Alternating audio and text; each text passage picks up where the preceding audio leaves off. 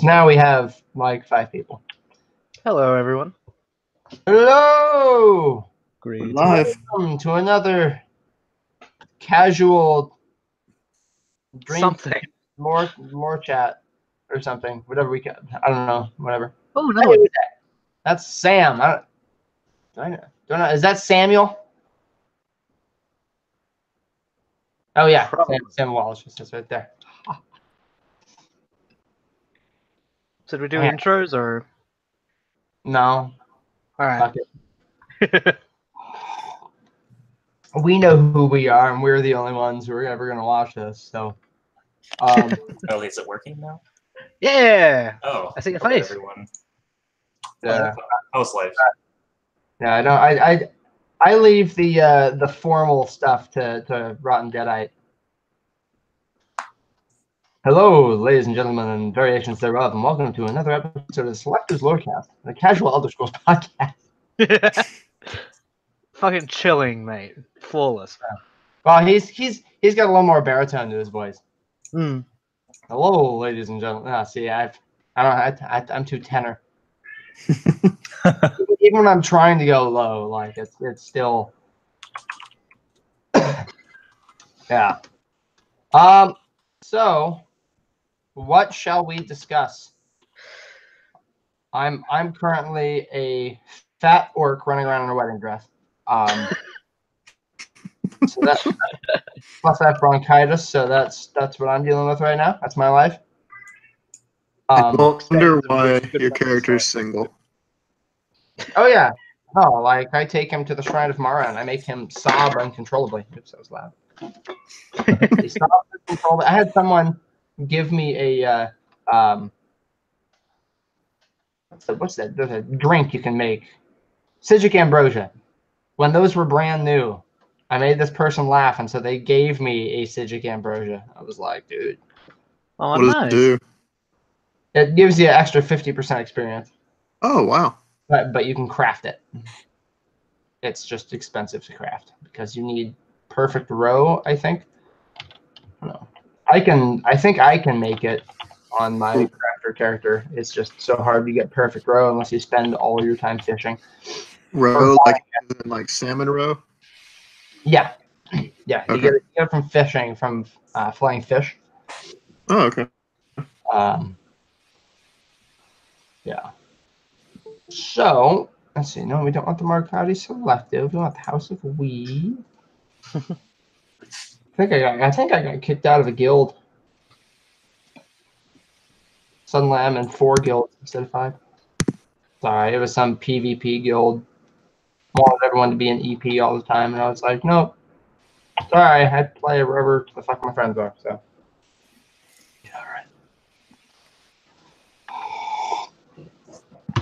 Hey, so what are we talking about? Someone, give me something. Comparative dick sizes. Comparative dick sizes. Well, we know that Khajiit have barbed dongs. Okay, what? Correct. Only some of them. Yeah, at least some that may not apply to all.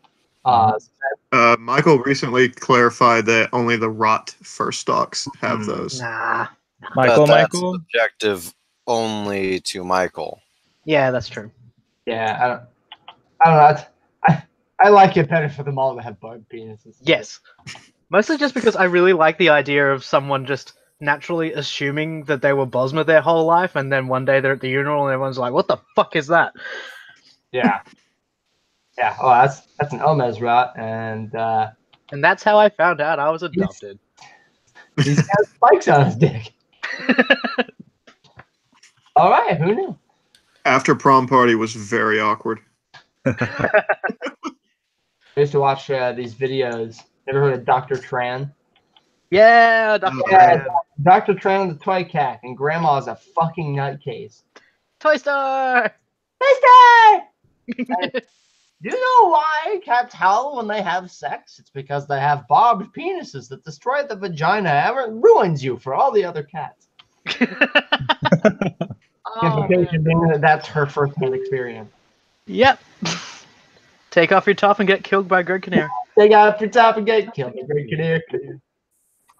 The thing nobody talks about with That is the copulatory-induced ovulation the female Khajiit must have. I talk about that a lot, and everyone usually tells me to shut up. The what ovulation? Copulatory-induced ovulation. It's like in lion prides, females like. First of all, it's really interesting. If they see their cubs die, they go into heat so that they can start breeding again with the new male when he takes over, So which is just really violent. I wonder what that would imply for like the life expectancy of a Khajiit. Like, if they're getting killed all the time just because dangerous conditions or something, then I don't know. I mean, I guess the Khajiit aren't particularly known for being promiscuous like the Dunmer are, but it depends on how far back you want to go, actually. Right. But then, yeah, I don't know. Are we counting Daggerfall at this point? Why wouldn't we? What? That's a Yeah. good point. But talk. I remember. for what? Sorry, you go. No, I was asking you, counting Daggerfall for what? Oh, right. Sorry. There was a series of short stories. I've forgotten the actual title, but it was the first appearance of Witch King Moralen of the Rathim. It ends for some reason with him riding Akatosh like a mount, so I don't think that's really considered that much canon anymore. But there was several references to how just everyone knows that Khajiit women are sluts, which doesn't sit that well when you read it now, but if you just sort of try desperately to separate yourself from what that might imply, just like picture if all you've ever known about sex is that it's going to hurt because barbs exist, and then you'll be pregnant. If you suddenly left elsewhere and just encountered men for the first time, you're like, hang on a minute, their dicks don't feel like cactuses, and I won't get pregnant. This is amazing. And that might explain some stereotypes from Daggerfall. You're telling me their wieners are smooth? And there are no repercussions for me riding on. What's that scene in Superbad? It's like, you have a smooth cock. Yeah, I bet if I were a woman, I'd say that too. Because it's My own personal headcanon is it's that it's only the four-legged first stocks that have barbs. Just my That's kind of fair, yeah. I usually just go with like the barb spectrum. Like everyone has barbs, but some have more barbs than others. I think ESL missed out on a big opportunity when they didn't give orcs 8 nipples. Yes. I miss the pig titties. Yeah, orcs need pig titties. I'm sorry. Unrealistic beauty standards for orcs. Do you think that's what keeps my orcs?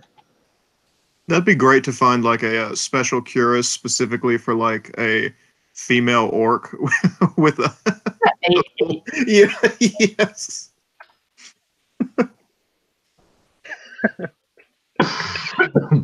What the fuck are we doing? We're the underbelly of the lore now. We are doing the Lord's work. The lore's work. Hey. I see what you did there. And we did what you said there. Hi.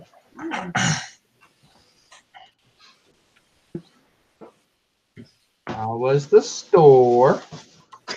It was what? Pretty busy. Was it busy? Oh my god.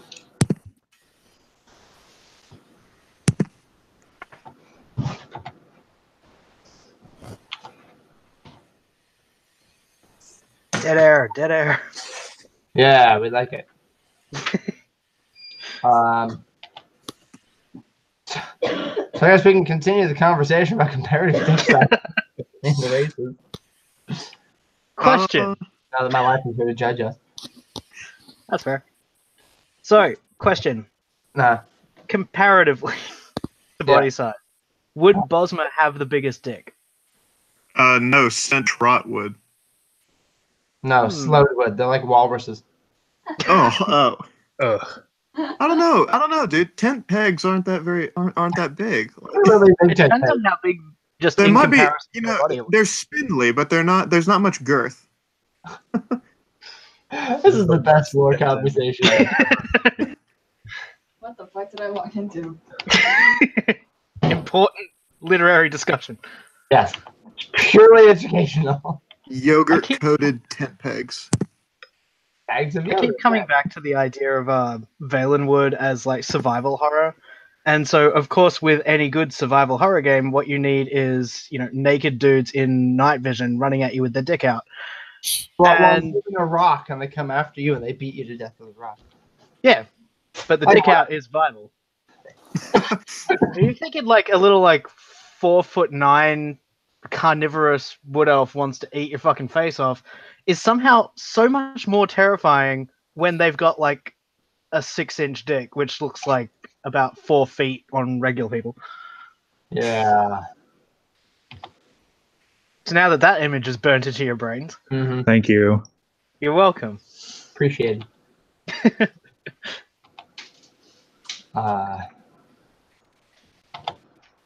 So, I think we've exhausted that topic. You'd be Goody. surprised. Everyone else, Andrew. I imagine, has a normal people penis. I don't know. Andrew, you're the sloat expert, right?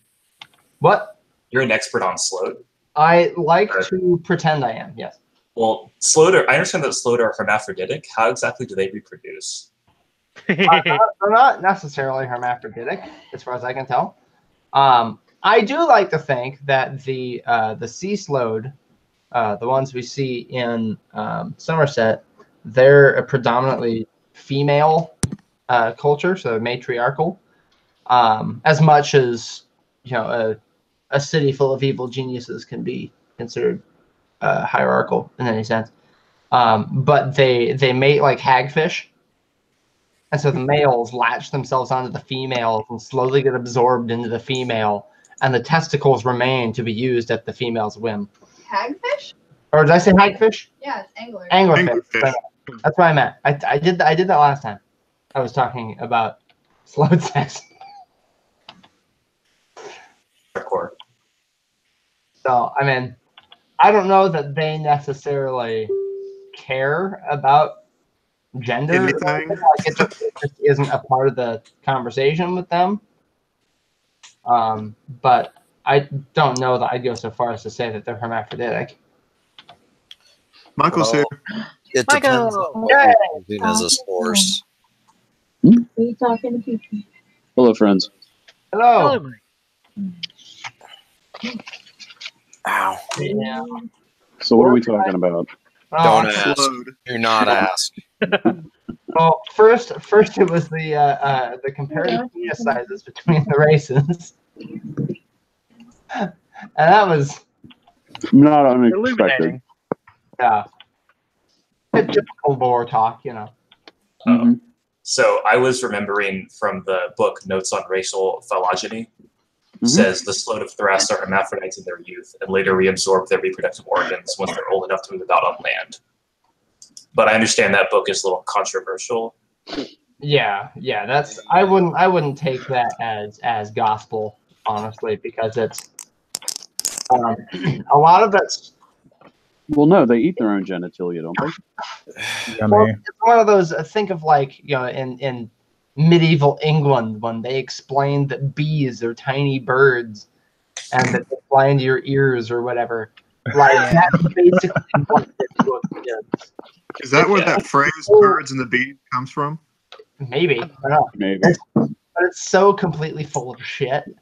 That's And exactly how I've always Can I ask a question? it's clearly racist too. I mean, Yeah. you can. Does anyone know why that book is full of shit? Racial I phylogeny. No. Or is it just me?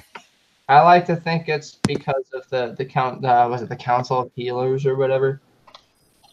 They're like not a recognized organization or something. It's because when asked about half-breeds, Lady N said that she hated this book because anyone should be allowed to make a half-breed if they want. Yeah. That is what sparked the entire controversy. Where's the fun in that? I like the idea that Khajiit, Argonians, and whatever else can't produce with Well, Metanels. EXO proves it wrong just by having Lyris be half giant, right? No, it Not does necessarily. No, Because- that's not. Wasn't there a thing a while ago about Nords being descended from giants? In order, no, it does not disprove it, because giants are descendants of the Elenophae, specifically Yes. the wandering Elenophae, which, Yes. like the Nords, come from Atmora.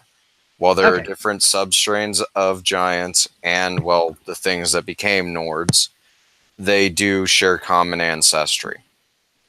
All right. Didn't know that.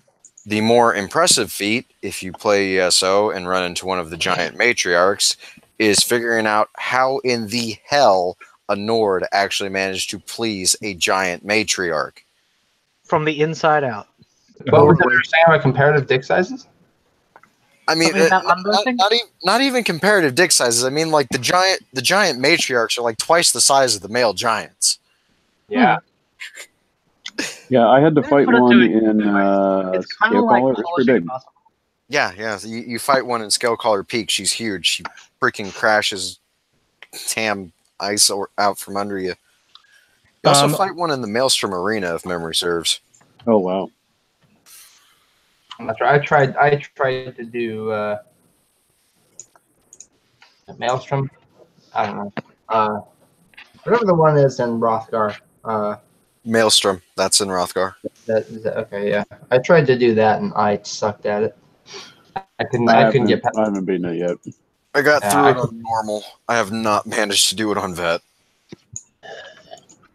Here's a question. Is there any connection between High Hrothgar and Hrothgar as in the Hrothgarian Mountains? Yeah, it's. Oh. Like High Hrothgar and Skyrim? Or is it just, they just happen to have the same? I think they just have similar sounding names.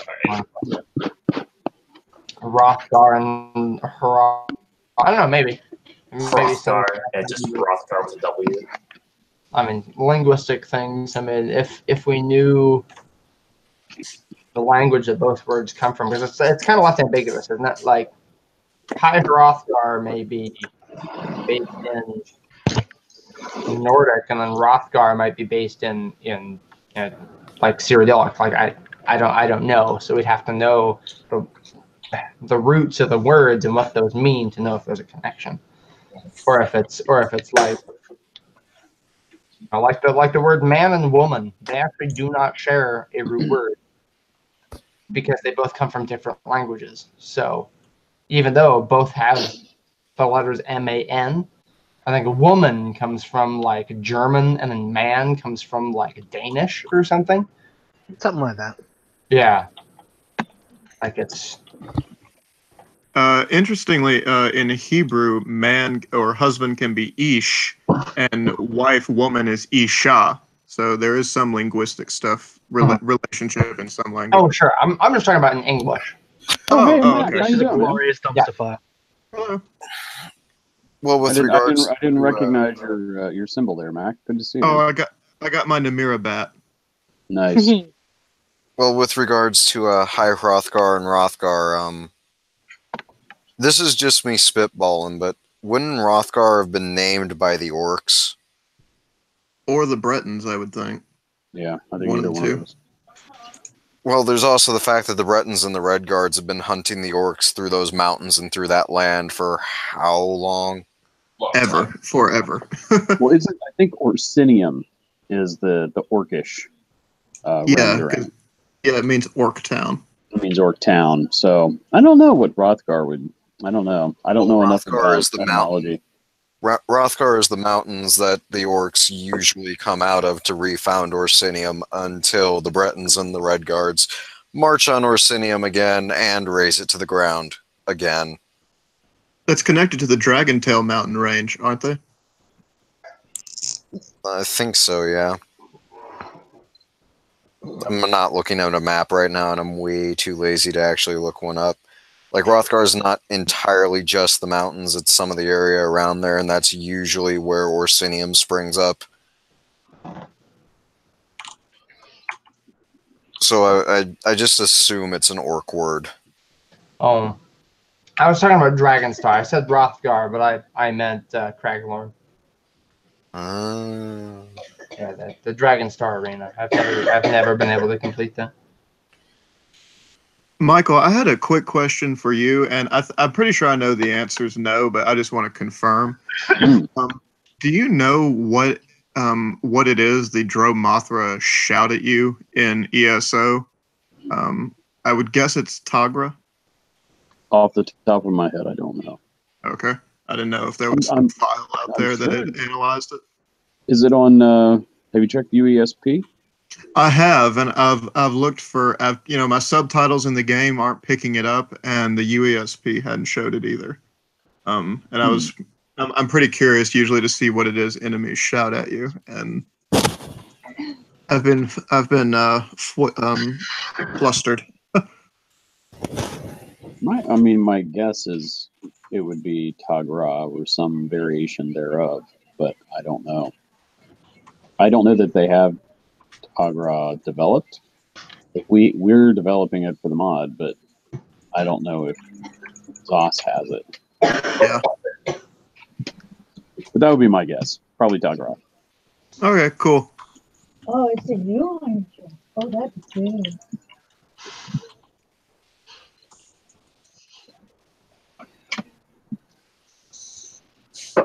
That snow globe house is so cool. What?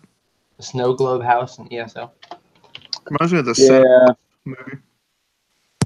Sorry, Matt. Go ahead. Oh, I was just saying it reminds me of the Santa Claus movie.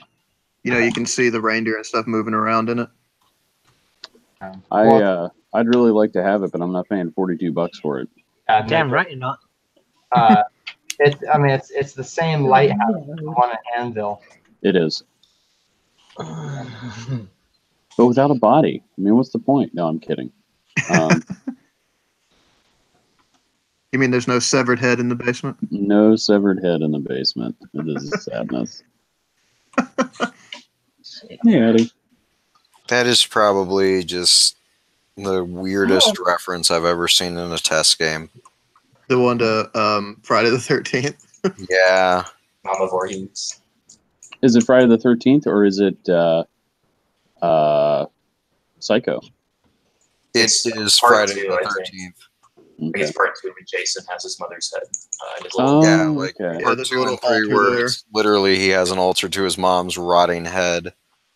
Oh, that's right. Because Norman Bates has the whole body down there. Yeah. Yeah. Have you ever, when you go to Apple Watch in Oblivion, if you drop the head in front of the he'll tray, react to it. yeah, he reacts to He it. does react, yeah. He almost blows his cover. Yeah. A head?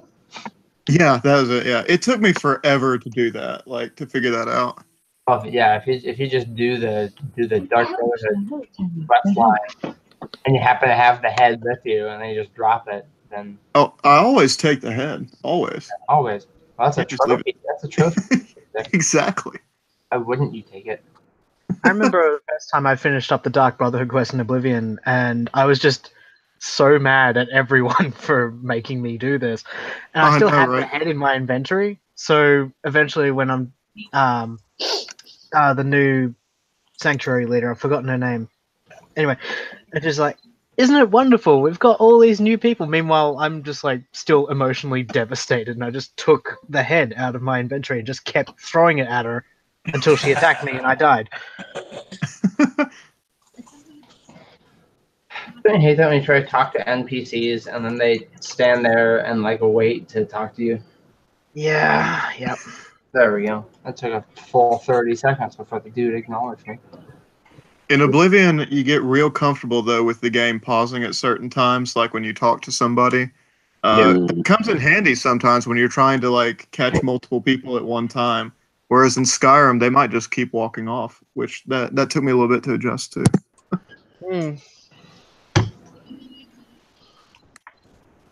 Now, I'm queued for dungeons as a healer, and no one's biting. The queue's been weird all day. And yesterday. And I forever. think it's just how many people are, I think it's just how many people are trying to use the queue. I very much so doubt there is any DPS who's actually queued as a DPS to get into the queue. I do.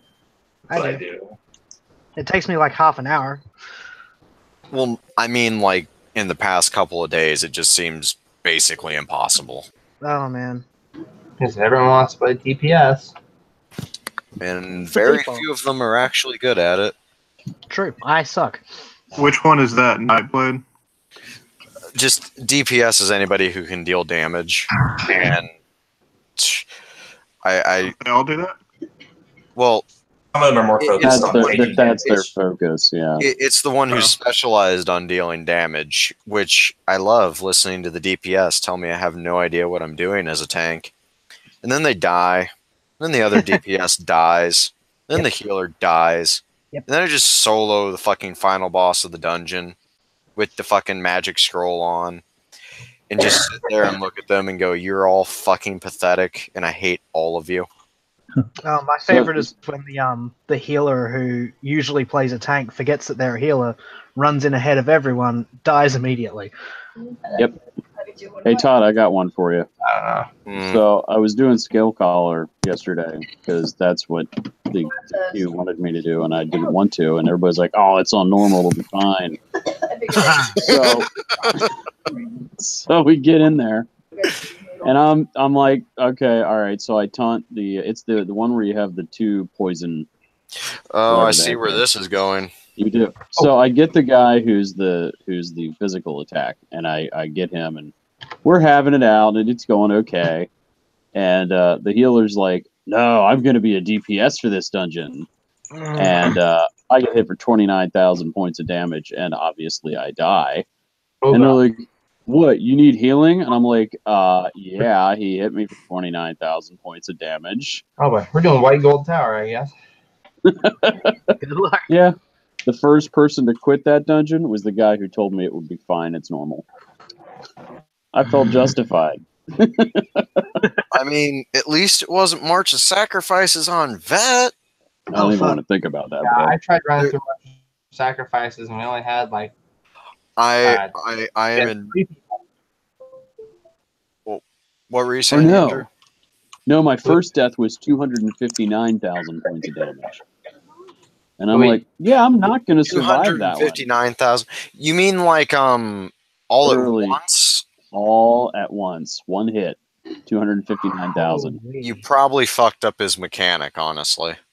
I don't know. I mean, I've never seen anything quite that bad. Isn't the maximum only like a couple tens of thousands of HP? No. Like tick over damage and stuff. I've had death recaps see. where it's literally like you took half Right. a million That is damage, just constant over minutes. Yeesh. and then it's like, and then it's just sitting there, and everybody bitches at the tank, and I go, okay, I'm gonna read my death recap to you little fuckers, and it all adds up to about 1 million damage, and I'm just like, and I'm blocking all of this. My tank's pretty good. I mean, I can handle most stuff. I fight any bosses, and I'm just like, haha, you can't kill me. But something like that, you can't absorb that. Well, But scale then caller. we went and did. Go ahead. Well, I was gonna say scale caller is pretty mechanics heavy. If you don't it is. know the mechanics, there are a lot of one shots. Even in normal, it is insanely difficult without knowing the mechanics. My first time to do it was with my DPS, and I died a lot. But once we got past the first two bosses, it wasn't that bad. But those first two bosses, I think they're like, yeah, we want to make them quit, and they do. See, you say that. I've seen what it looks like on Vet, and I've seen what the hard mode is, and frankly, my heart would just drop if someone told me I had to play that on hard mode. Yeah, I would do. Who here has actually done Scale Caller Peak? I might have. Anybody else? I want to. I mean, it's a. Don't get me wrong, it's a cool dungeon. There's a cool story. Good parry, lore. Okay. So, for everybody, just so everybody knows, right? Scale Caller Peak, the final boss, has this mechanic where When you disarm Spellbreaker from her, she calls to Periite to plague and poison you, and he just washes the whole field over with poison. On normal, it's about 80% of your health. On Vet, it is an insta-kill. You avoid it by running over and hiding in the magical protection of Spellbreaker, right? Spellbreaker can reflect any magic.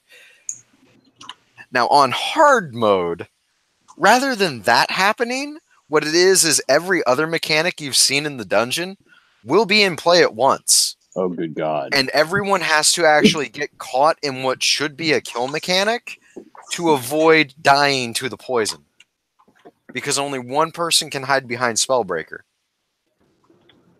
So essentially what happens is you have one person hide behind Spellbreaker, one person get petrified, you have to kill an Frost Atronach and kill this corrupted Lamia. One has to step into a poison geyser from the Lamia. Not Lamia, Nereid, my bad. One has to step into the poison geyser from the Nereid. One has to step into the frozen vortex of the Frost Atronach to freeze solid. And then after that, the person with Spellbreaker has to go and unpetrify the petrified person, and they have to go and unfreeze the frozen person, and the poison person has to roll out after the poison's all done, and from the AoE without dying to the poison tick over of the mechanic they got caught in. Oh, and if anybody steps in these mechanics during the boss fight, you actually don't get them for the next poison wave, and this will happen at least 3 times. Well, consider this. No. I have an idea. How about fuck this? Oh, and then realize that that this is just one set of the boss's mechanics. She's got 3 others. And then at about 50%, the Periite statue behind her, which has 3 statues, just starts spitting poison out at random. That is an insta-kill over a third of the fighting area. The only time I've been in a group dungeon or whatever you call it is I accidentally wandered into it. I think it was Auradon, but it might have been somewhere in Valenwood. But me and some other random person happened to just wander in there. It was not coordinated. And it wasn't the boss, but whatever you want to call it, there was a very large, tough snake in there. And I don't know, I was level 10. And they ran ahead of me. They ran in ahead of me thinking that since I was a Templar, that I was going to back him up, I guess. But I left him in there. I guess exactly where you were and exactly what snake it was. Probably can't. I mean, that thing took a third of my health with one spray or bite or whatever, and I was like, I can't do this. I'm not emotionally ready. I'm willing to bet it was in Auradon. You walked into a cave, either from the beach or just from along a roadside. There were a bunch of little snakes in there, and then you found this one big one that had a health bar that read about 1.8 million, right? Yeah, with the whole thing across the screen. Yeah. Mm-hmm. That was congratulations. That was a world boss. Oh, fuck. Yes, run away. Yeah, I didn't know what it was, but I was afraid. not gonna lie, if you don't have a few hundred CP, run the hell away if you're not in a group. Well, like I said, I wasn't even level 10 yet, so yeah, so run the hell away. I thought is the smart choice there.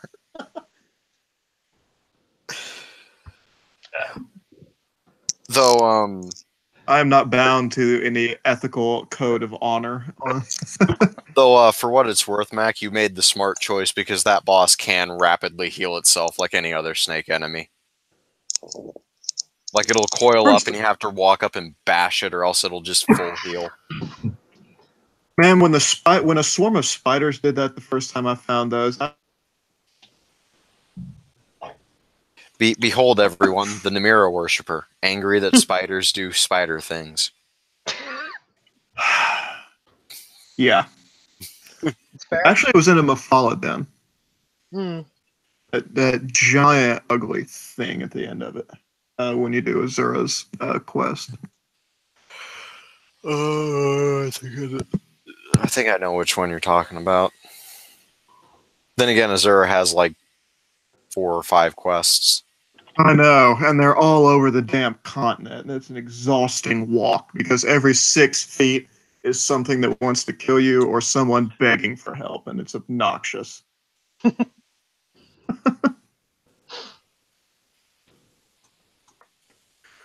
Oh well, enough of my gripes of ESO. Somebody else go. Are we Todd, as in someone else's annoyances with ESO, or? Todd, I just want you to be proud of me. So yesterday, I somehow managed to scrape by doing Crypt of Hearts 1 while solo, and I felt really proud of myself. Wow. Nice. It was Well done, very. man. I died a couple of times, like in the final fight against those 2 Dremora, one of which has the big AoE fire, and the other one which like knocks you around a little circular area. I had almost a couple of them heart attacks, but I somehow managed to pull through. I mean, I don't typically try to solo the group dungeons, so I'd say that's an impressive feat myself. I'm not ever gonna do that again because it was so stressed. I think I gained a few gray hairs doing that. And I was just like, I had him at like 5% HP, and I was just so scared I was gonna forget to like keep a heal up and just lose all of my progress because I was doing barely any damage to him. Considering this is like, I'm sorry, go ahead. No, you go ahead. I was just like, this is the first MMO that I've actually like gotten somewhat into, so like I understand the appeal now, like the accomplishment feeling. I get it. Yeah, I one-man Vollenfell, but I don't know if that was prior to one Tamriel or not, because I tried to go into a group dungeon and do some work myself the other day, and I got destroyed.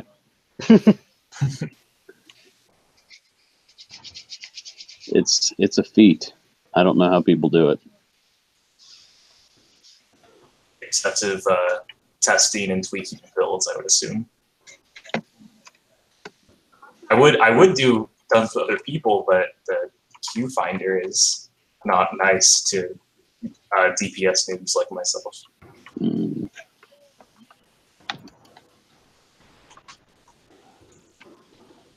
Well, I think I found the source of the problem. You don't want to be a DPS. DPSs get one shot. Yeah, class cannons. Mm.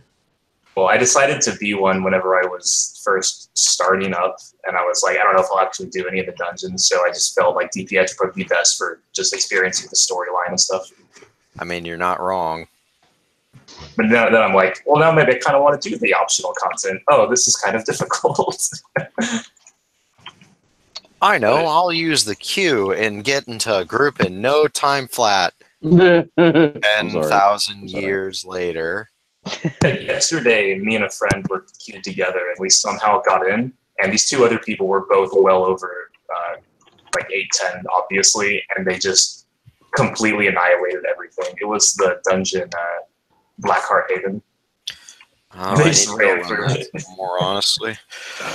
Oh, fun fact for everyone here who plays ESO and is trying to get your crates out of the event. If you go into a dungeon, note that you and the group don't have to finish that specific dungeon. You just have to finish a dungeon. They can go to an easier one. Yes, meaning that if, say, you somehow get queued into Vet Scale Collar Peak and don't want to rip your eyes out, you can just teleport to normal Fungal Grotto 1 and finish that in about 2 minutes. Not even exaggerating. Cool to know.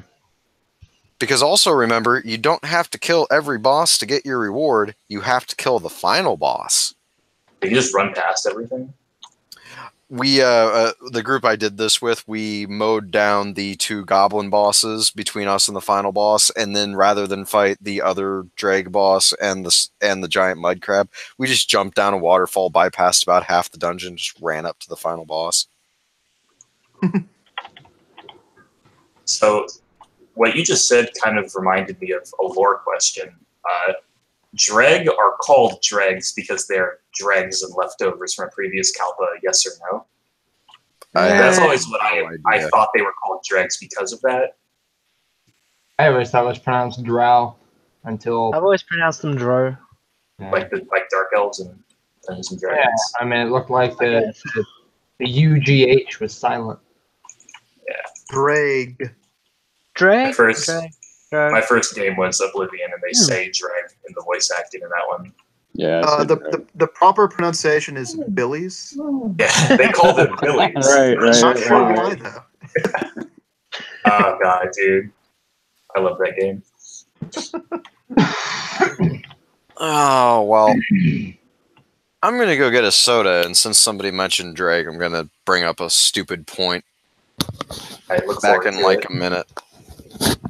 I feel like I might have opened a can of worms there. Oh, the can of worms is always open. Billies. They called it Billies. Not sure why. Is that just because in development, that's what the developers refer to them as, like a little I nickname? don't know. Maybe. Maybe. That's the explanation I heard. But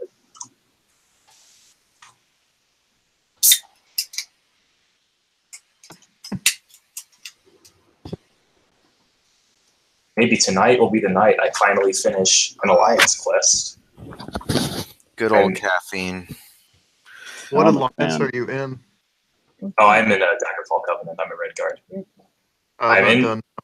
Once I got to Bankarai, like I kind of got distracted by all the events and dungeon stuff, so I haven't made much progress into it, but Ah, making some progress. make you get down. The first time I went to Wayrest, I was very disappointed in the security because, you know, they're at war with these other alliances, and they let a Khajiit just Okay. walk right up to their king. Yeah. To be fair, Mac, to be fair, my Khajiit walked up to their king dressed in full Dominion armor and said, "Hey, so I killed somebody that your friend a kingdom over wanted me to kill, and he told me to come here because you'll probably pay me to kill more people because that's what I do. I sneak around and kill people." And It's they a were like, respectable profession. and they Are were you- just like, "Yes, friend, go murder people for us." And my Khajiit was like, "These fucking nobles are stupid." Basically, a faceless man. That reminds me, I've actually wrote a few in-character snippets for my Khajiit. I need to show them to you. She's hilariously sarcastic.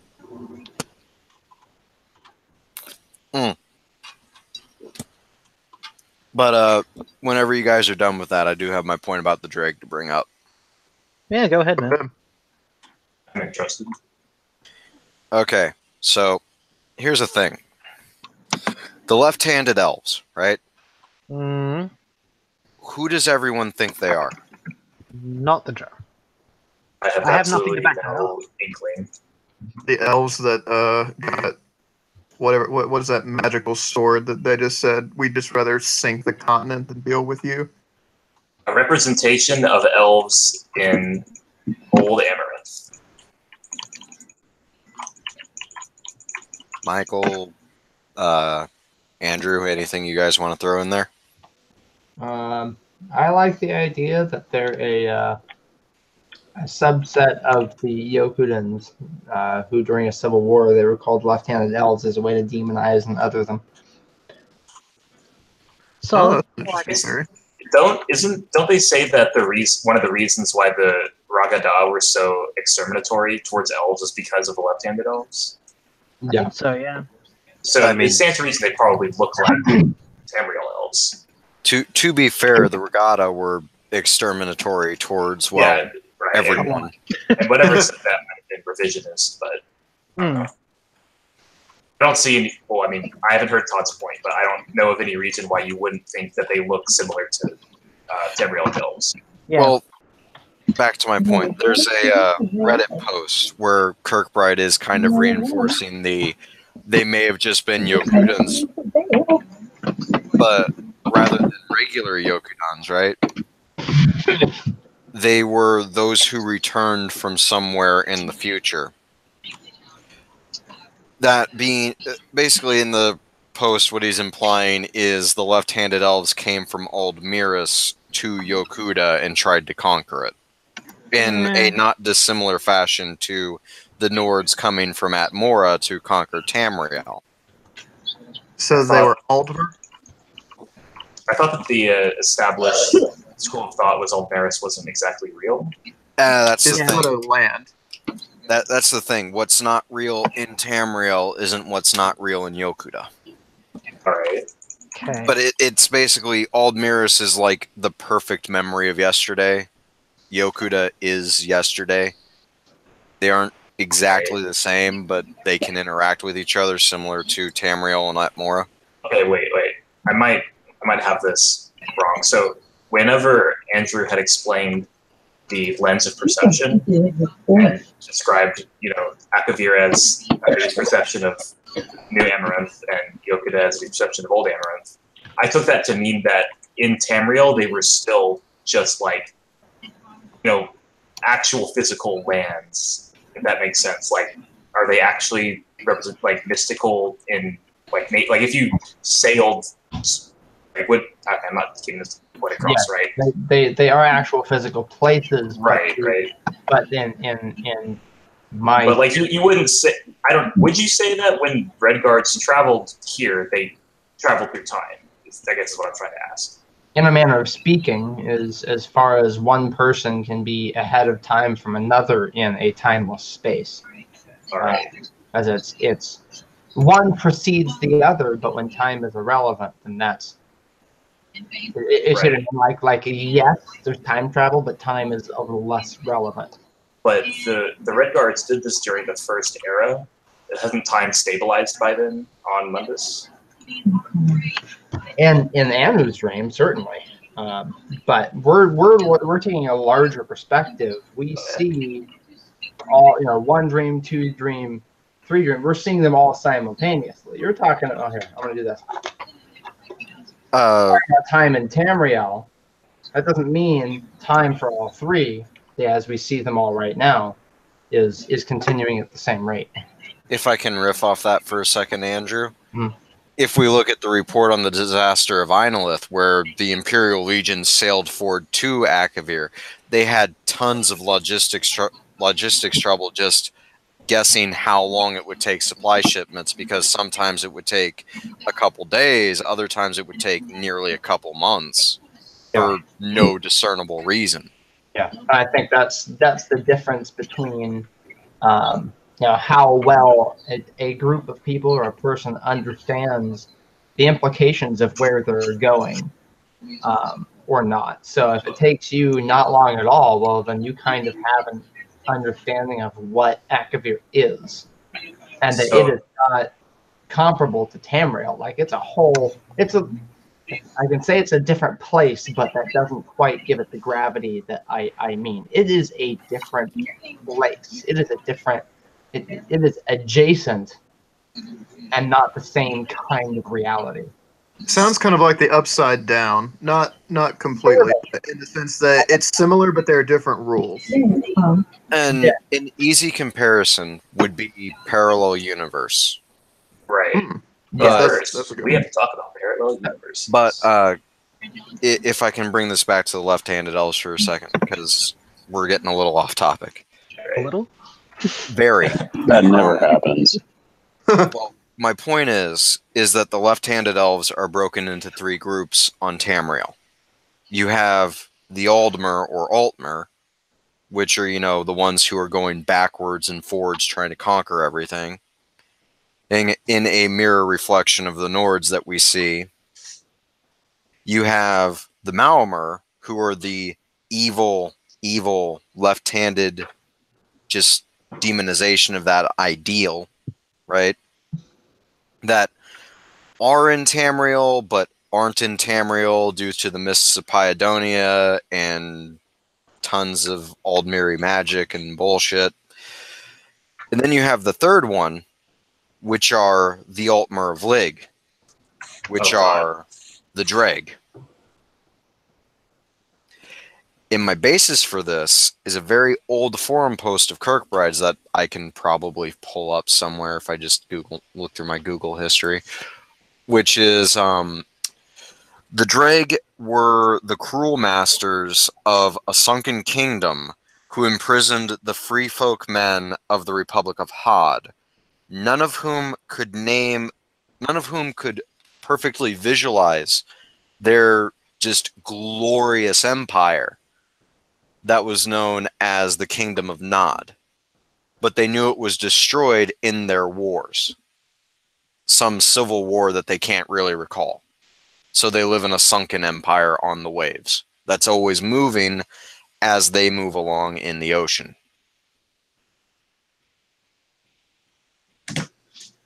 Now, let me see if I can find this. That is not my history. Where is my history? Here we go. Hod. Here we go. Good old Republic of Hod.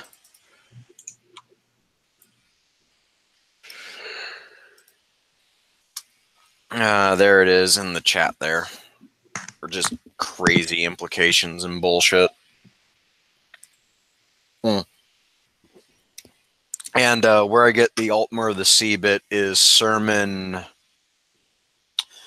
want to say 27, where the Ruddy Man is running around, and at first Vivek gives him back to the Drag, who just make him into a more terrible weapon, and Vivek's like, okay, so the Altmer of the Sea are liars.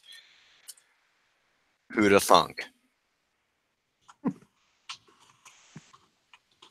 It is not 27. Is it 28? It is 28.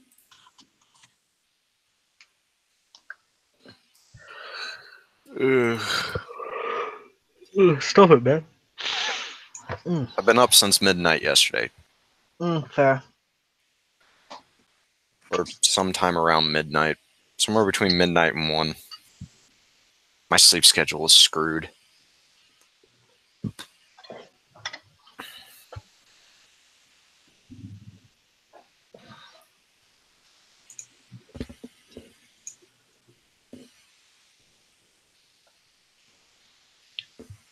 So do either any of the new guys have any topics that are just super interesting to them right now? 3 people here in the call have muted their microphones, it looks like. They probably about to do something. Fittingly though, like all 3 of like the newer people haven't, so it works well. Nice. So I'm sorry, I still don't think that I fully understand how transcontinental travel works. I don't have a good model of it in my head.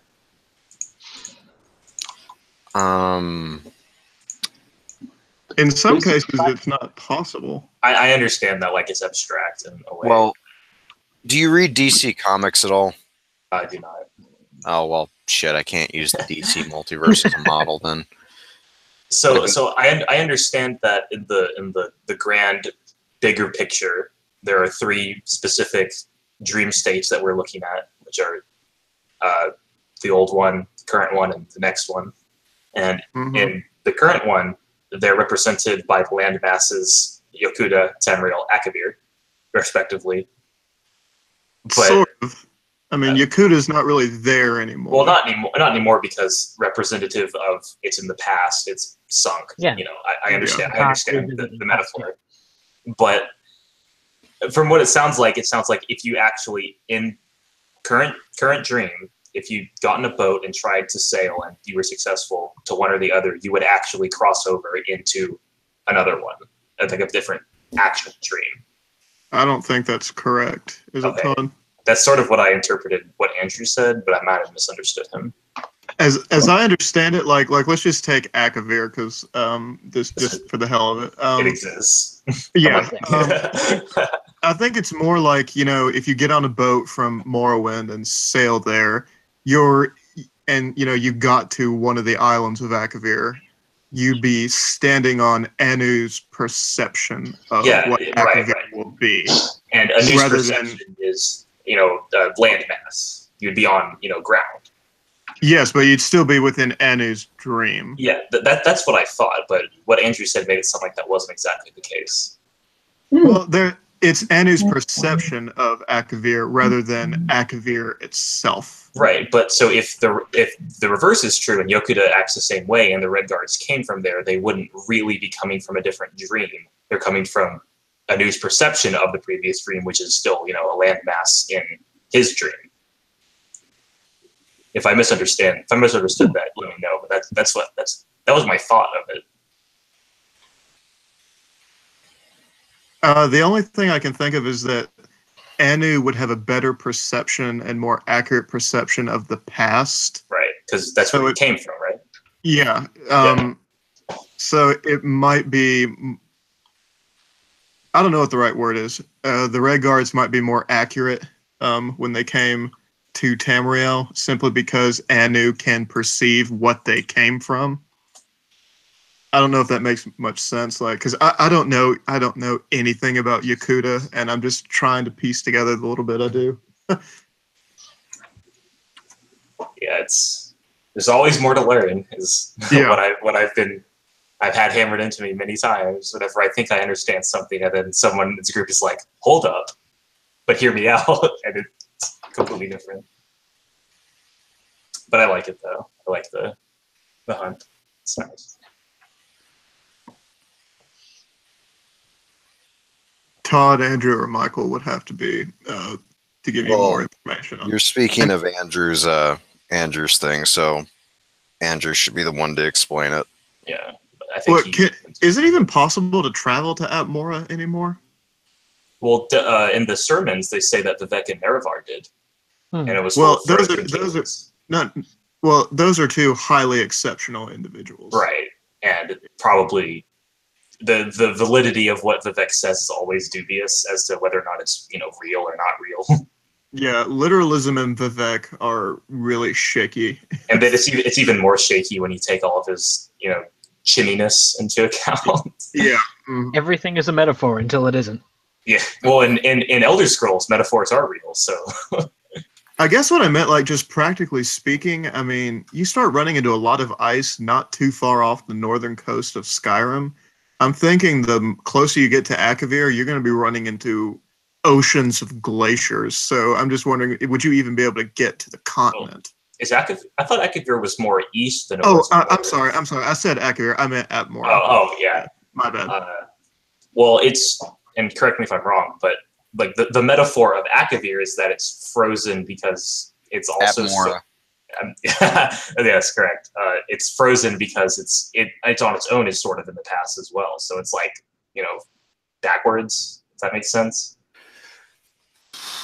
It's like a wasteland because no one lives there anymore. Because that's what it has to be.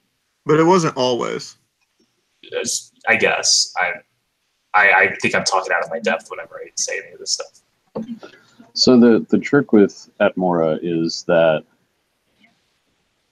I'm not going to get into why it froze, but that goes to a quote from the Nords that to be a Nord in Skyrim means to change your mind twice or more an hour lest it freeze. 10 times. And then, is it 10 times? Yes. And then infer for Atmora. But the trick with Atmora is that it's so frozen that even time is frozen. So you could try to go to Atmora, but eventually you'd hit a temporal null. What that would be like for you, I don't know. But it sort of be like, theoretically, if you go into a black hole, people viewing you would just see you kind of come to a complete stop. Yeah, and whether or not you in your personal experience are in a complete stop, I have no idea. But for anybody outside of it, you would be completely stopped and, frozen. Right. And Vivek and Nerevar did it supposedly through extra magical means. Yeah, probably some kind of chimney chim. I'll be honest, I don't really agree with that, Michael. Huh? I don't really agree with that. Well, that you don't have to.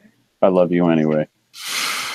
Hold on, because I'm going to check the sermons really quick, because I think there's an important trick here that I don't know. I haven't read that sermon in God knows how long. So, well, hold on and let me check. While Todd searches for that, I'll say, honestly, my favorite thing about Atmora is that I forget where I read it, but it's the only part of Tamriel, of Nirn, that Molag Bal leaves the same in his simulacrum of Nirn that is Cold Harbor. He likes how frozen and empty it is. Oh, that's cool. And I read that somewhere. I It's thought it actually was so. in, Huh? at more. It's actually. I didn't know that it was actually in Cold Harbor. Well, he Well, has a Cold replica. Harbor is a copy of Nirn as Molag Bal would have it be. Right. I guess in my mind, I'd always just filtered that through as replica of Tamriel, since that's where everything happens. Yeah, well, it's not just Tamriel. I mean, I guess you could make it Tamriel. I just assumed Like Cold Nirn. Harbor looks exactly like Nirn, only except it's how Molag Bal wants it to be. No, I And believe you. I just didn't think about that possibility until you brought it up. I like that he left part of it the exact same because it just is so awful. Joey or Todd, you had something to add, right? Did you look A something up? few things. One, and this is just a question to you. Where is there any indication that Ball left at Moro the same? I knew you would ask me that. It is somewhere on the UESP. I could not find it if my life depended on it. This was forever ago. Okay, now here's another thing, and this is the trick, right? If you're looking at the chat over here, I posted something about, it says Lynn O'Connolly, the Anachronicile. Yeah. Read that, then read Sermon 17 here. And Michael, here's the reason I don't agree with the, well, as a Nord, you have to change your mind 10 times a day lest you freeze to death. With regards to this, and that's that they go to Akavir first. The Atmorans? No, Vivek and Nerevar Nerevar. and Beck. Oh, okay. Well, they're not Nords, so their experience of Atmora might be different anyway. No, none of that. No. Contextual metaphysics, bro. No, Michael. I'm trying to find this. You gotta give me. Oh, I thought you found it. I'm sorry. Go ahead. No, I'm finding something else which explains it. I just have to find it because there's a shit ton of Reddit saved on my fucking. MK said it. I believe it. I don't go explain set. Yeah, well, MK says that Tall Papa ain't Magnus, and he's fucking wrong. So. Well, I happen to agree with MK on that one. He and I don't agree on everything, but I agree on that one. Guys, what we need to all agree on is that Tall Papa is the absolute worst name for a god. No, And that's such a good name, dude. it is the worst name ever, and that is a big part of why I hate Red Guards and their lore. Is because we're gonna throw down, dude. Red Guards are the shit. Yeah, Red Guards are awesome. But to really do, I realized when I first studied Red Guard lore that to do what I needed to do with it, to get a grasp on it like I have a grasp on the Khajiit, it was just not going to happen. It would be too much work. And so I stuck with the Khajiit. But Thank Red you. Guard lore is really good, man. I like how they write things as in like walk, dash, like, Thank dash you, this, and stuff like fucking- that. Thank you, Google. All right. What do you got for me, So- Todd? Here's what I want you to take in context. Akavir says to the other kin, get out. Oh, God. Oh, not no. this again. It's the ship post. Let me finish. Right? Because this is important. Do it.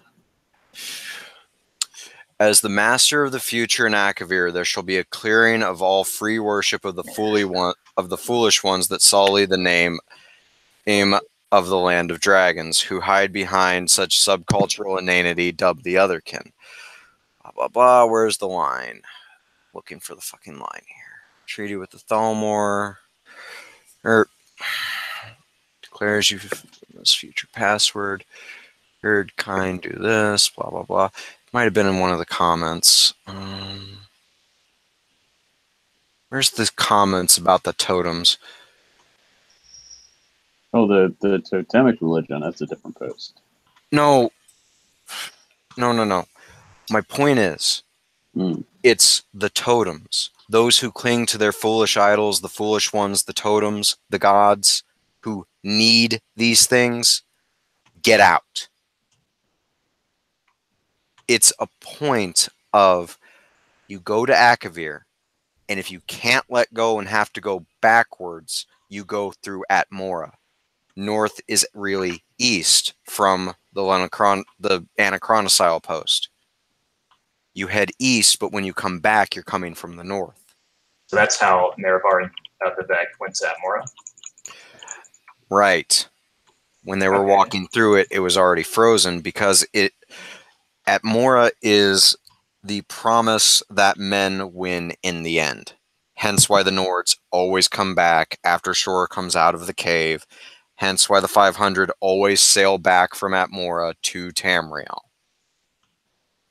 They can't let go of the past. Something like that. It's a repeating. I thought you'd said that, or maybe it wasn't you, but someone has said that the Thalmor will win in the end. I thought you said, and Bright said that. MK said that, yeah. So how is it that they can win in the end, and yet men always win in the end? Because I don't have there's an answer no for that.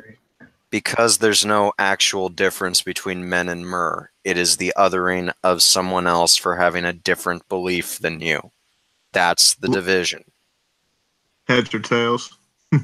Basically, it's all still the same coin. Yeah, So but is- the Oriole side of the head of the coin is crappy. So is this where we got the idea that the Nords are time-traveling pilgrims? That's from the 500, the Return of the 500, in which they come back in, coincidentally, the form of dragons. Nice. Ugh. I just want to point out that I said in one of my Imga Codeverse stories that, yeah, the Nords were originally dragons, but then they became giants, and then they finally became men. Have fun. So for the poor Nords starving on the mountainside, like, man, I used to be a fucking dragon. No. Dragon. No, I don't know. I don't know if you should take that literally or not. That's one of the tricks with Elder Scrolls lore is that sometimes you should take it literally, and sometimes you really, really shouldn't. Yeah. It's the same thing. Or we take it all literally and compare it all and play connect the dots with it. Eh. Yeah, you can do that too. That's where I get some of these weird conspiracy theories. Everybody goes, Todd, you're crazy. Then 2 years later, oh my God. And then I have to Todd post was that right. thing that goes, well, I hope somebody picks up the phone.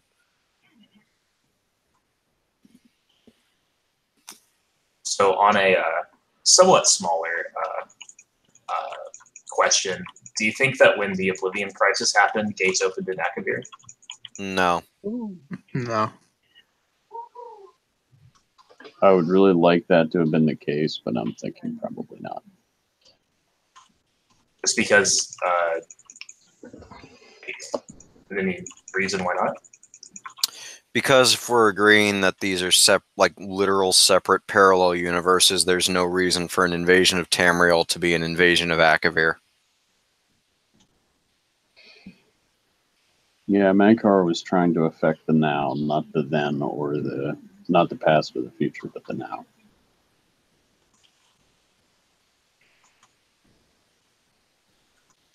Are there other places in lore where Nirn is just referred to as Tamriel?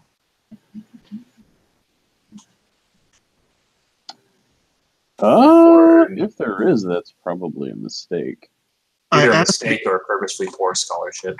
Like I asked because in Mankar Cameron's speech, which is it's just one of my when you get to Gaara Lata, it's just one of my favorite parts of the Elder Scrolls ever, and it's just got several things wrong with it. But he specifically says Tamriel is just one more Daedric realm of Oblivion. Oh, I see. Which Tamriel a Daedra. yeah, well, I mean, so it's like, oh, so like Thrace isn't one of the Daedric realms or whatever. Like, just I can explain that pretty easy, actually. He was kind of full of shit, wasn't he? Sorry. Well, hold on. I can explain that kind of easily, right? Yeah, go.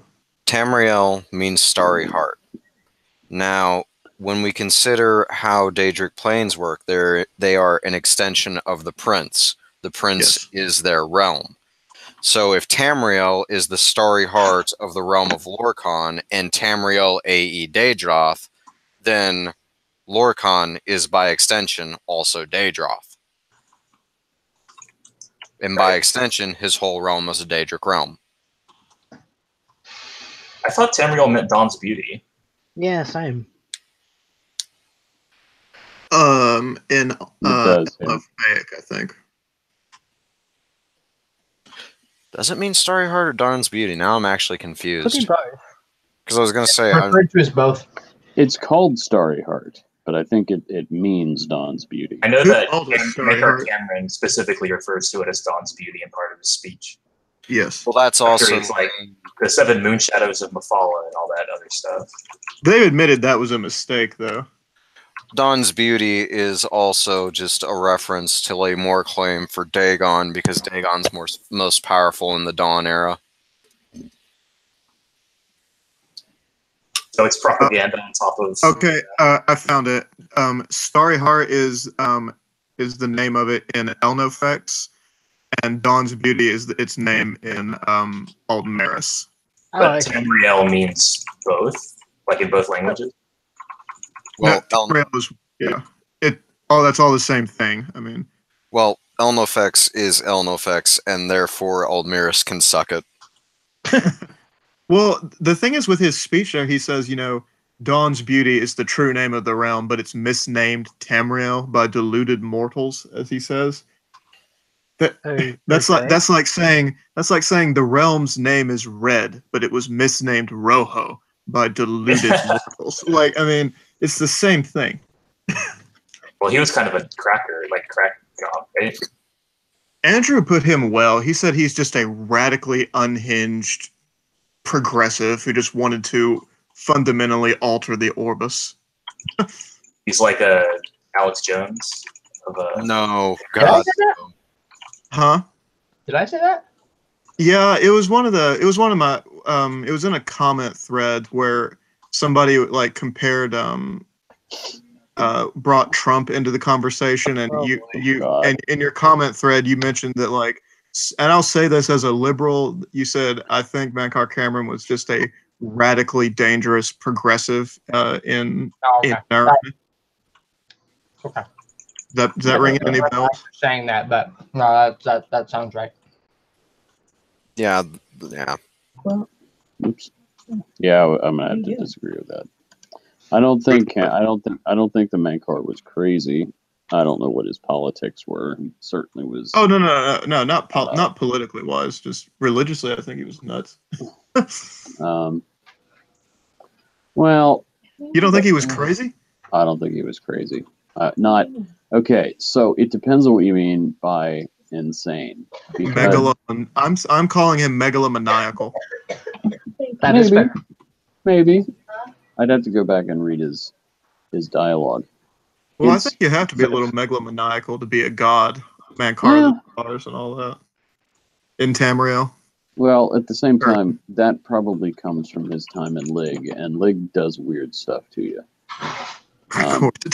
Insanity is about, specific mental diseases and disordering of thought processes and things like that.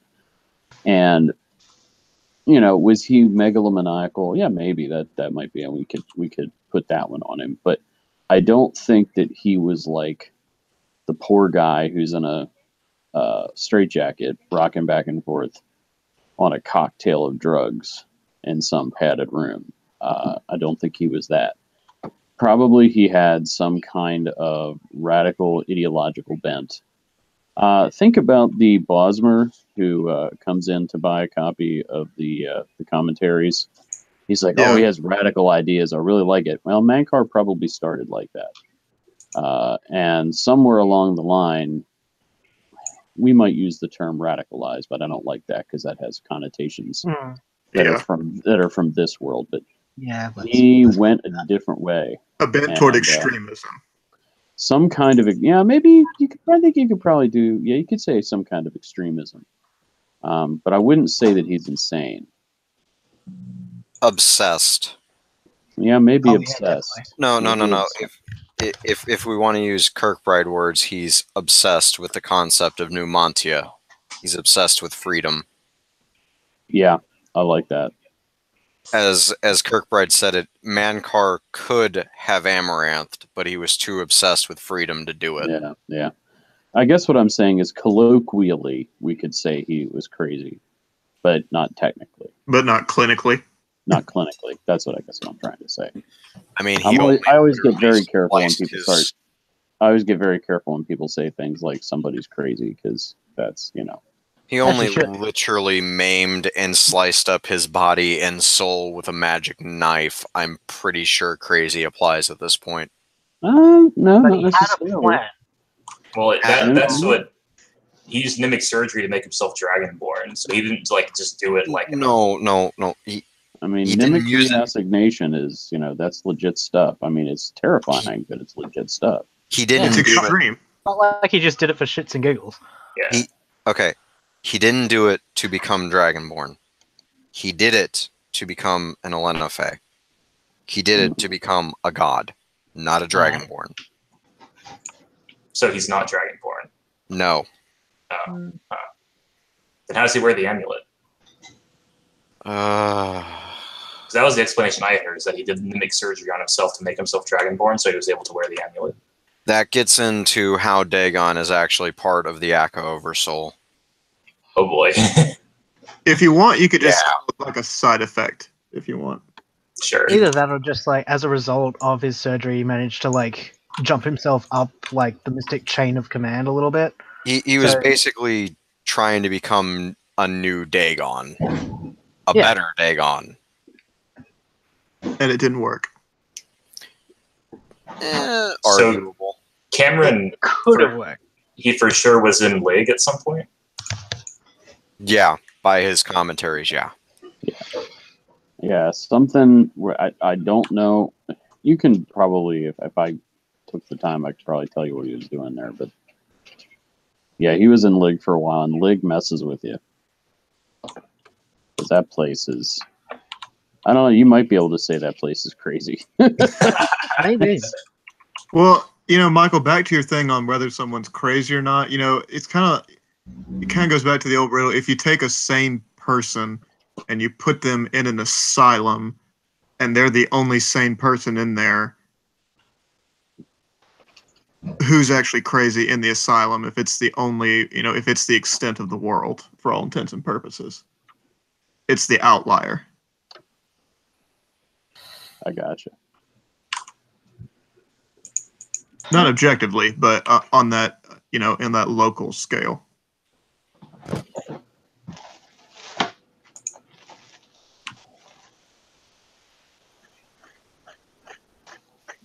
You ever have King's Hawaiian sweet rolls? Those are good. Mm-hmm. Nice. What are you eating with them? I had some soup a minute ago. Oh, okay. Oh, I just ate them as is. What mead brand did you have? Was it like Hierophant? Oh, Hierophant? Yeah, that. Do you recommend that? Oh, That's a local meadery. They're just up the street from here. Damn your local stuff! It doesn't come down here. I highly doubt it. Nothing comes down here. Meanwhile, the Australian just sitting here like, interesting. Oh well, yes. There are people further south than I. They are Basically, nothing ever comes here because it's just too expensive to ship to an island. I'm sorry. That's cool. you have Islanders. kangaroos, though. Oh god, I know. I've heard that those are the worst things ever on golf courses. They do love golf courses because you basically just gave them a massive buffet because they really love short grass. But yeah, they are fucking terrible. A mate of mine just finished going for a big drive cross country, completely ruined their fucking car because a kangaroo decided to fucking charge their car and Oh, good God. won. Lord. Won against a PT Cruiser. Matt, Oh, I would love to Just have saying, watched hi. that. Mac, I put a link to that meadery in the chat here. Oh, thank you.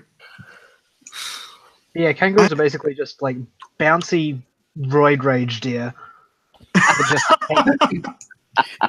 I go back to a joke I made to a friend who lives in Australia, which is how Australia conquers the world. Just take a bunch of kangaroos, turn them into cyborgs, and just release them on the mainland. Oh man, I I'm have just not. picturing that. I know a guy from Australia too. I have not met or talked to any single person from Australia who has anything positive to say about kangaroos. Like not one. Oh, they'll drown your dog, man. They're not good. They'll drown your dog. Oh yeah, apparently like a lot of out of Australia, like basically Outlanders don't know about gonna drown your dog. Outlander. Outlander. I take All great right. pride in referring to All right, everyone outside Inwa, Australia as whatever. Outlander. But yeah, they don't so much try and fight your dogs as they just let the dogs run up to them and then grab them with their horrible little hands and just shove them under the nearest water body until they stop moving. That's fucked up. It is creepy because they will stare at you while they do it. It's incredibly What the smart of fuck? them, though. It's so unsettling. Just fuck. Kangaroos horrible. are the drag of Australia. Fuck. Remnants of a bygone age. Very bitter about Australia is so abstract. Is it even real? Australia is the Vardenfell of real life.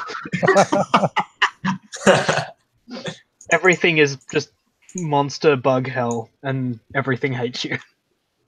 Bugs and fungus. And all the locals are fucking racist.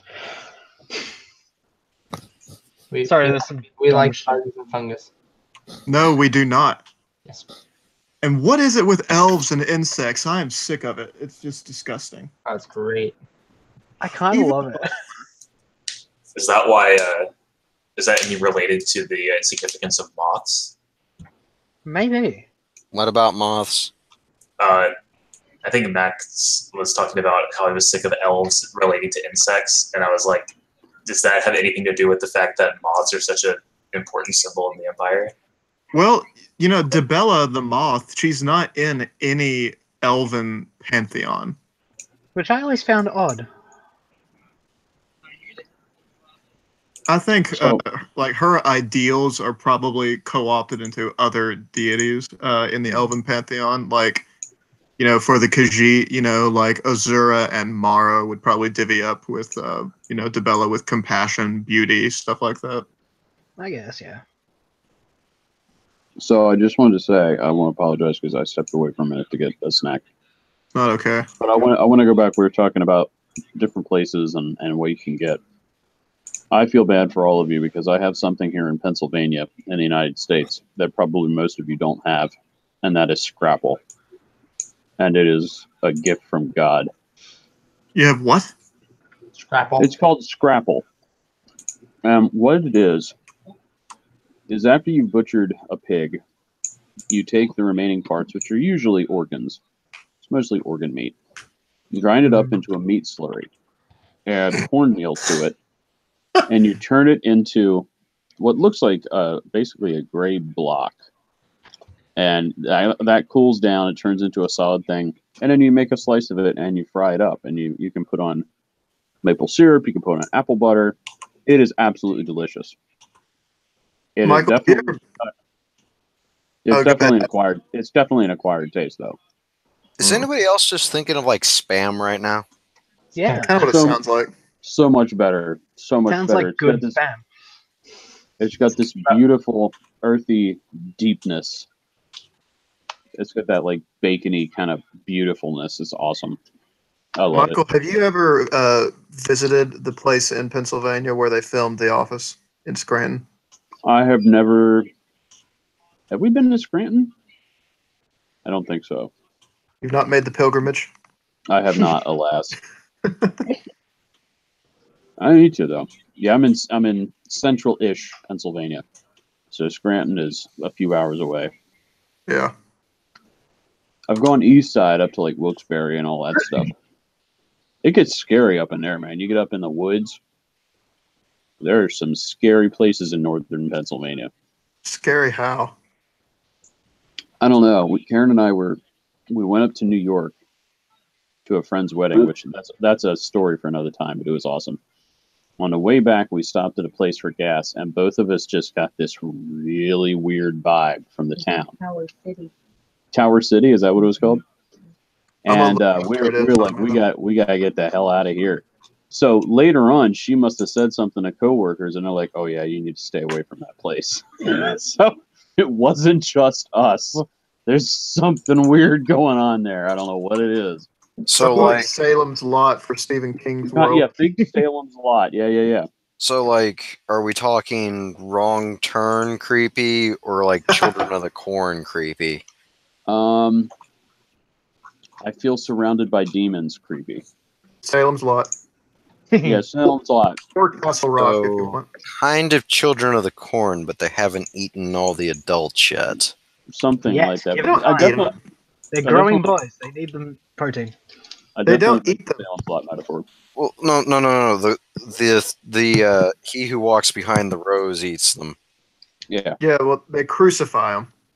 and Sure. then he who walks behind the rose eats them. Sorry, it's Yeah. been a minute since I've seen any of those. Don't watch the movies; they're all terrible. I love terrible horror movies. That's fair. They're great if you love those. Read the books. Like they make the point of like when he's running through the cornfield, he's like, there's no dew point, there's no insects, there's nothing on the ground, everything is perfect. Like Ooh, it's that's just it's scary. unnatural. Like there's not even a mosquito, and it's like in the middle of summer when he's doing this. Wasn't the first Children of the Corn stories wasn't in one of the novella collections, right? Yeah, it's in one of his anthologies. Yeah, All right, I'll go dig later. I think it's at Night Shift. That's the one I'm sweet. reading now. I think I've got that one. Nice. It's super good. That's also where it's got a story in it called Jerusalem's Lot, which later became Salem's Lot, the whole book. But honestly, the little short story, which is written in like letters to people, it's scarier than Salem's Lot, the book is, just because of how short it has to be. He just packs it in there. It's so good. Yeah. Spiraling back to lore. Eh. Children of the Lore. It's Children of the Lore. That's about right. Debella and the Moth. Right, yes. Bugs. Oh yeah. It makes sense for the elves to not worship Debella, not because what she represents is co-opted into every other elven pantheon, but because Debella is the oldest and the youngest, the end and the beginning. She's Jesus. The elves would not like that. Sorry, Ross, did you just say that she's Jesus? I did. Yeah. He did. Right. Okay, good. The Alpha and Omega. Yeah. Oh, yeah. All right. That's Namira. Man, that's all of them, honestly. No. Alpha and Omega, beginning end. It's Debella. Namira. She's hidden in your beloved Khajiit pantheon. Namira is everything. I'm She not is the- talking about Namira. Yeah, but I am. Yeah, but I'm not. She's the womb and tomb. No, she's nothing but the shadow. Just an annoying, bitchy shadow like all the others. Oh, Falsehoods. You just stop. don't like Daedra. You're such a Daedra worshiper, Todd. Come on. Oh, excuse me. I mean, come on, man. They're not all bad. Some of I didn't say Daedra, I said shadows. some of the divines are kind of cool. I like Debella and Mara and Stendar. I'm sorry, Strendar. Yeah, well, I mean, you know, My boy. I'm an arcade guy myself. Do you know that in Khajiit mythology, Arkad smokes the dead? You did share that with me, yes. Good times. That's why in Palatine they practice cremation. Not in Nekinol. Not in Anaquina, no. In Anaquina they bury you in a cairn of rocks. I prefer Palatine's way. Is it true that Altmer cremate the dead to try to get them to Aetherius quicker? Did I hear that incorrectly? I don't know. Wait, from who? From just now? No, not just now. I heard or read that little fun fact somewhere, but I don't know if it has any basis or not. One of the I got loading pushed screens out in into the thing. I'm ESO. not sure where I picked that up.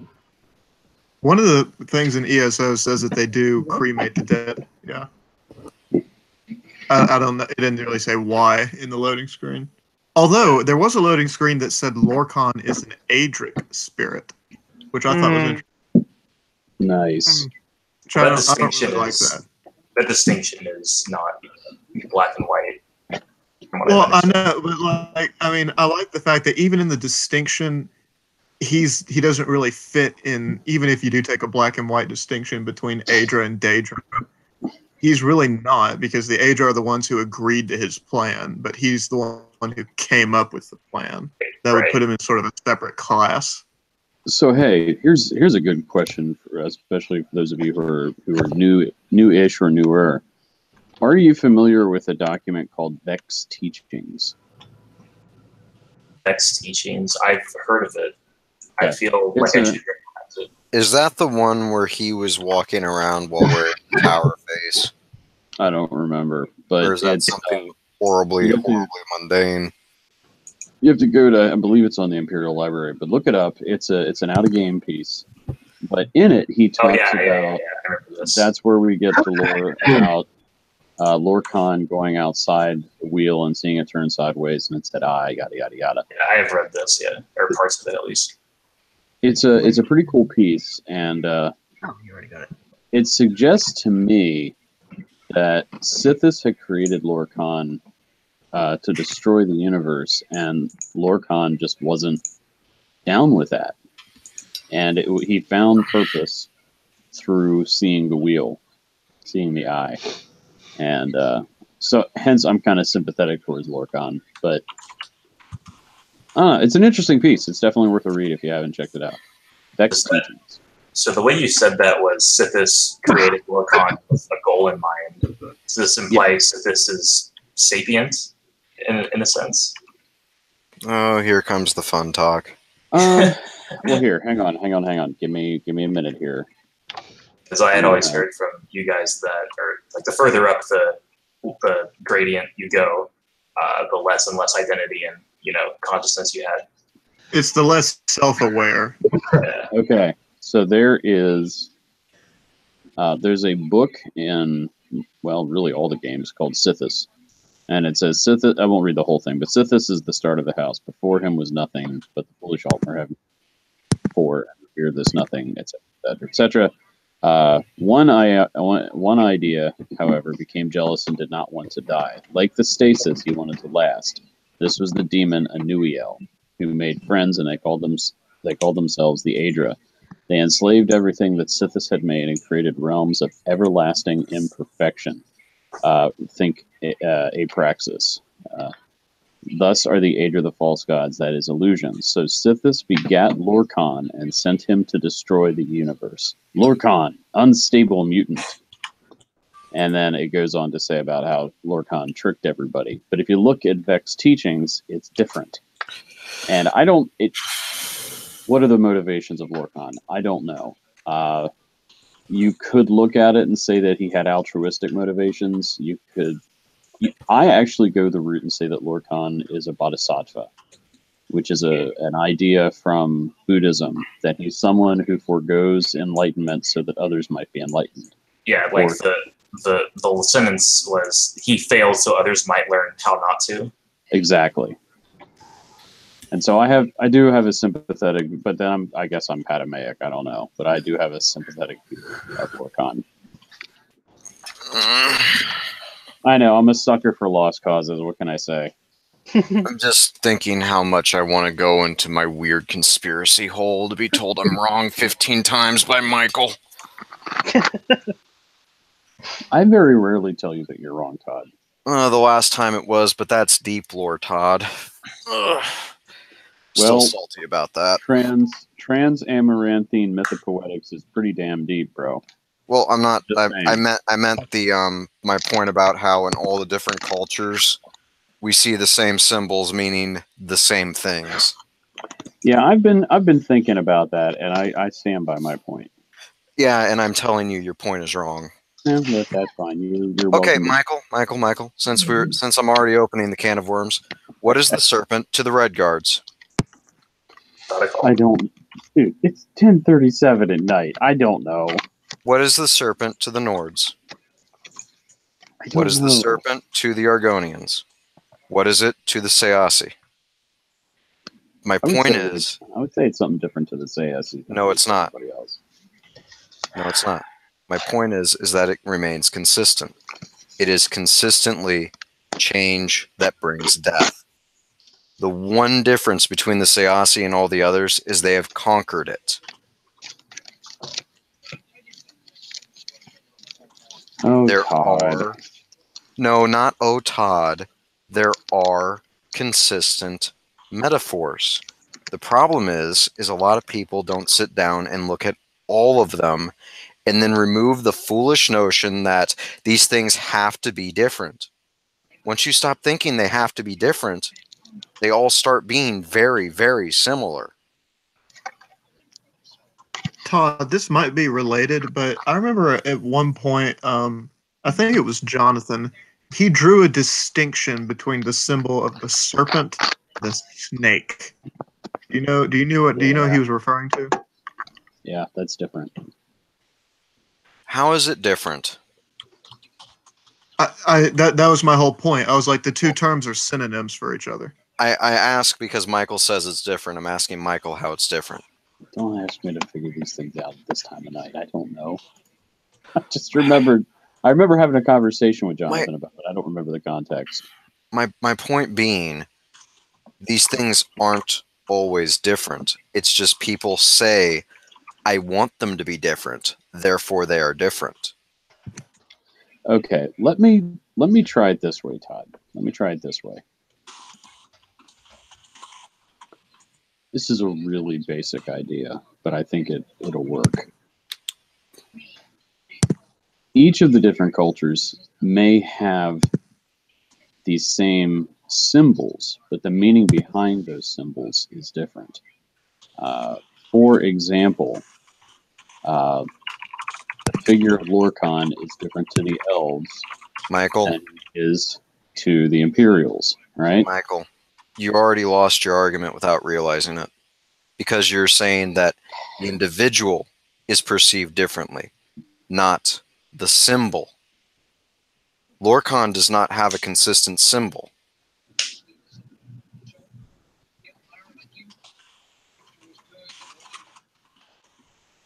Yeah, I don't know about that. Yeah, no, he doesn't. It's usually something snakish.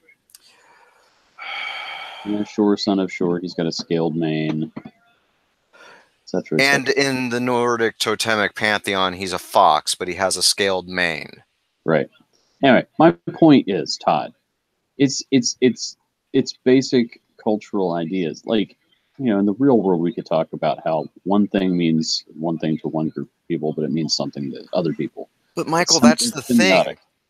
Michael, that's the thing. This isn't the real world. It functions. Let me finish. It functions like the real world, and things. It doesn't, because it does. Michael, people eat. They go to the bathroom. Okay, there are things. We aren't talking about the mundane. We're talking about the very deep metaphysical implication of very simple metaphors and concepts and ideas and images. At a point, red is universally red. A serpent has a universal meaning: poison, death, change.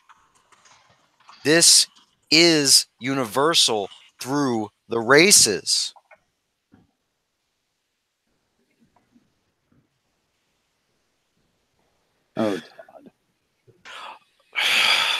I don't know how to explain it to you. I mean, Michael, it's- can I just be an asshole for a moment, Michael? You don't have to have permission from me. You know, you can always be yourself with me. Or Okay. say Then, Michael, let me ask you this. whatever. If Okay. you're admitting you don't know what this means to all the different races, why are you telling me I'm wrong? When I can source for you what it means to every one of these races. Do you want me to Because get the sources? okay, why am I telling you? Because you are denying that the different races have different skin. I'm Let not me- denying that, Michael. Let me put it that way. What I'm saying is they all bear a common root. That common root will infer things I no won't matter. disagree with that. No, Michael, I'm with you there. I'm with you. Name one race in Tamriel that does not originate with Anu.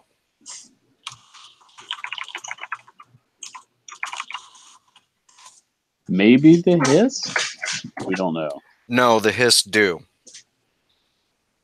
If you read Children of the Root, the Hist very firmly originate with Anu.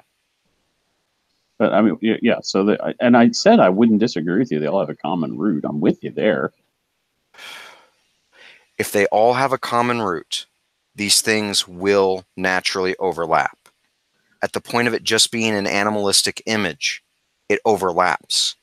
And The I'm serpent, fine. throughout all these cultures, bears the exact same meaning. Todd, I'm fine with overlapping, but I don't think the symbols mean exactly the same things. Remember, we're talking mythopoetics. When the skin changes, the meaning of the things that are interpreted by the skin changes. That's what I'm trying to say. Is there a serpent in every culture? I don't know about the Altmer. Unless they view Lorcan as a serpent. I don't know. For the Altmer, it would be the king of the Malmer, who is said to be Sep the Serpent. Who is the Khajiit serpent then? Same question for Bosmer. The Khajiit don't matter because they literally refuse to admit half the pantheon even exists. You what, mate? Khajiit No, don't they- deny no, they- the they're- no, existence they- of other gods. They exist. They're just not mentioned by name. The second litter, it says that they had this many and many others. Hmm. So they're in there. They're just not mentioned by name. That'd be an Which is- awesome but really long text that went through every single et ada in It existence would- from the Khajiit perspective. It'd be it cool, would be- yeah, it'd be but cool. it'd be long. I'd be really interested to see what the Khajiit vision of Periite would be. Ooh. Yeah, that would be really interesting. I don't know. A mangy stray. Moving Maybe. moving a Maybe. little back to the other question. On the Bosmer end, it would be very much so the same as the Altmer because that's their origin point. Hmm. Which again, Ogrim, Sep, Well, couldn't you say that for every elf then? for every what? Every elf would have Mer. the origin point of the Altmer, right? What about Dunmer? The Dunmer Well, I mean, was serpent? even they have connections back to the No, Altmer. no. The Dunmer, it would be the ghost snake. Which again, change, death, poison.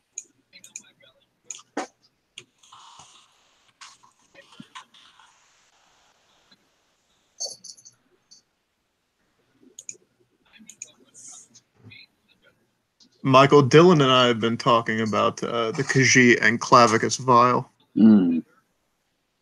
We've been thinking that the Khajiit would probably really enjoy dealing with him just because they just would enjoy the shiftiness and the risk-taking necessary in dealing with him. I think so. Yeah. I wonder if they see Barbas as a dog, or if when dealing with Khajiit, he like shapeshifts to something else. Oh, that's a fantastic question. I don't know.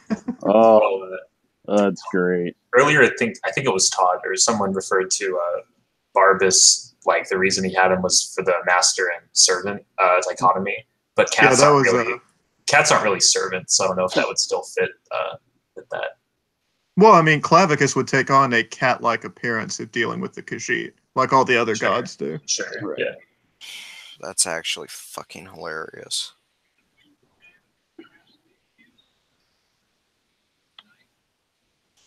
Cats aren't servants. All take form of cat. I'm thinking it'd be something like Clavicus would be something like a lion, and like in the wild, lions like beat up on leopards and cheetahs pretty regularly. So maybe Barbarous is one of those. Well, I meant that like in the real world, cats don't do labor.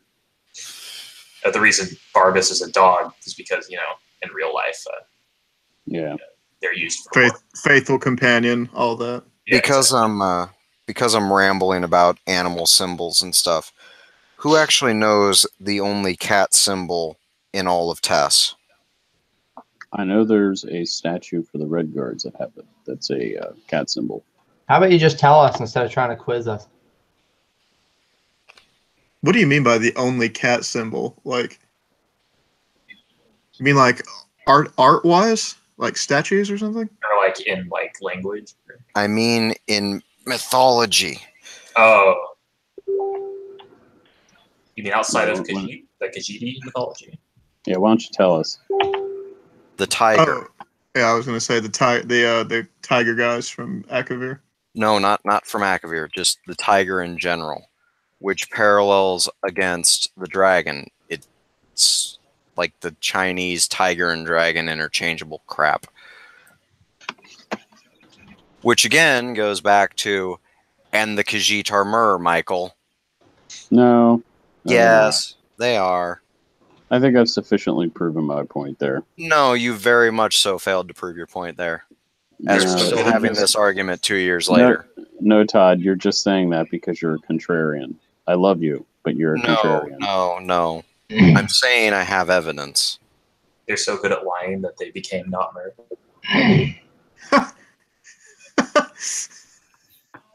Take that seriously or not, it's a hilarious line.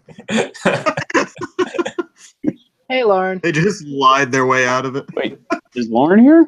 Yeah, I just got here. Lauren! How you doing? Good. How are y'all? Good. Todd and I are arguing, but that's never About a what time. though? Khajiit are Mer. I No, they're knew it. not. I knew it. It's the same argument for 2 years. Oh yeah, and it's going to be the same argument for another 20. I think so, Yeah. which is why I'm not with it anymore.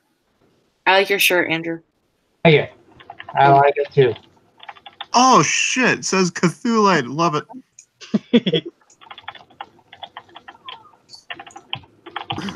That's another interesting thing related Ooh, to Chuck. Hey, dude. Stephen King. He keeps mentioning some Lovecraftian deities in his books, which really surprised me every time. Really? That just seems very much him. Say what? That just seems very fitting for him, in my opinion. I found Because out a little too late that Lovecraft is actually a horrible racist. Oh, yeah. Right. Google that's- H.P. Lovecraft cat name. No, I'm just my total comment on that is to quote what Kirkbride said, and that is, everything about Lovecraft is great except Lovecraft. That's fair. You're absolutely correct. Yeah, he was a racist. It was pretty horrible. That's just about He's also very, very xenophobic, but man, the guy could write. Yeah, he had like a pure fear. It was bizarre. Yeah, it was good stuff. I mean, he's kind of the father of modern horror. That's what I'm saying. I really want to read Shadow over Innsmouth. You haven't read it? I also want to read Dune because you recommended that. Yeah. I like Rats on the Walls. I like the Reanimator. I like the Hell yeah. The Reanimator is probably my favorite of the bunch. Reanimator is just my shit. It's my favorite. Yeah, what are you you on about? definitely want to read Shadow Over His Mouth. That's one of his better ones. What are we on about today? Any topics? We started Would you like- with. Do you have a topic? Barb. No, I don't. I was trying to think of one before I got in here, and I was like, I don't know. Hey, I have a great topic. Oh God. What? Why don't we talk about the wood orcs? Actually, that brings up a really good point. I wanted to ask Todd about.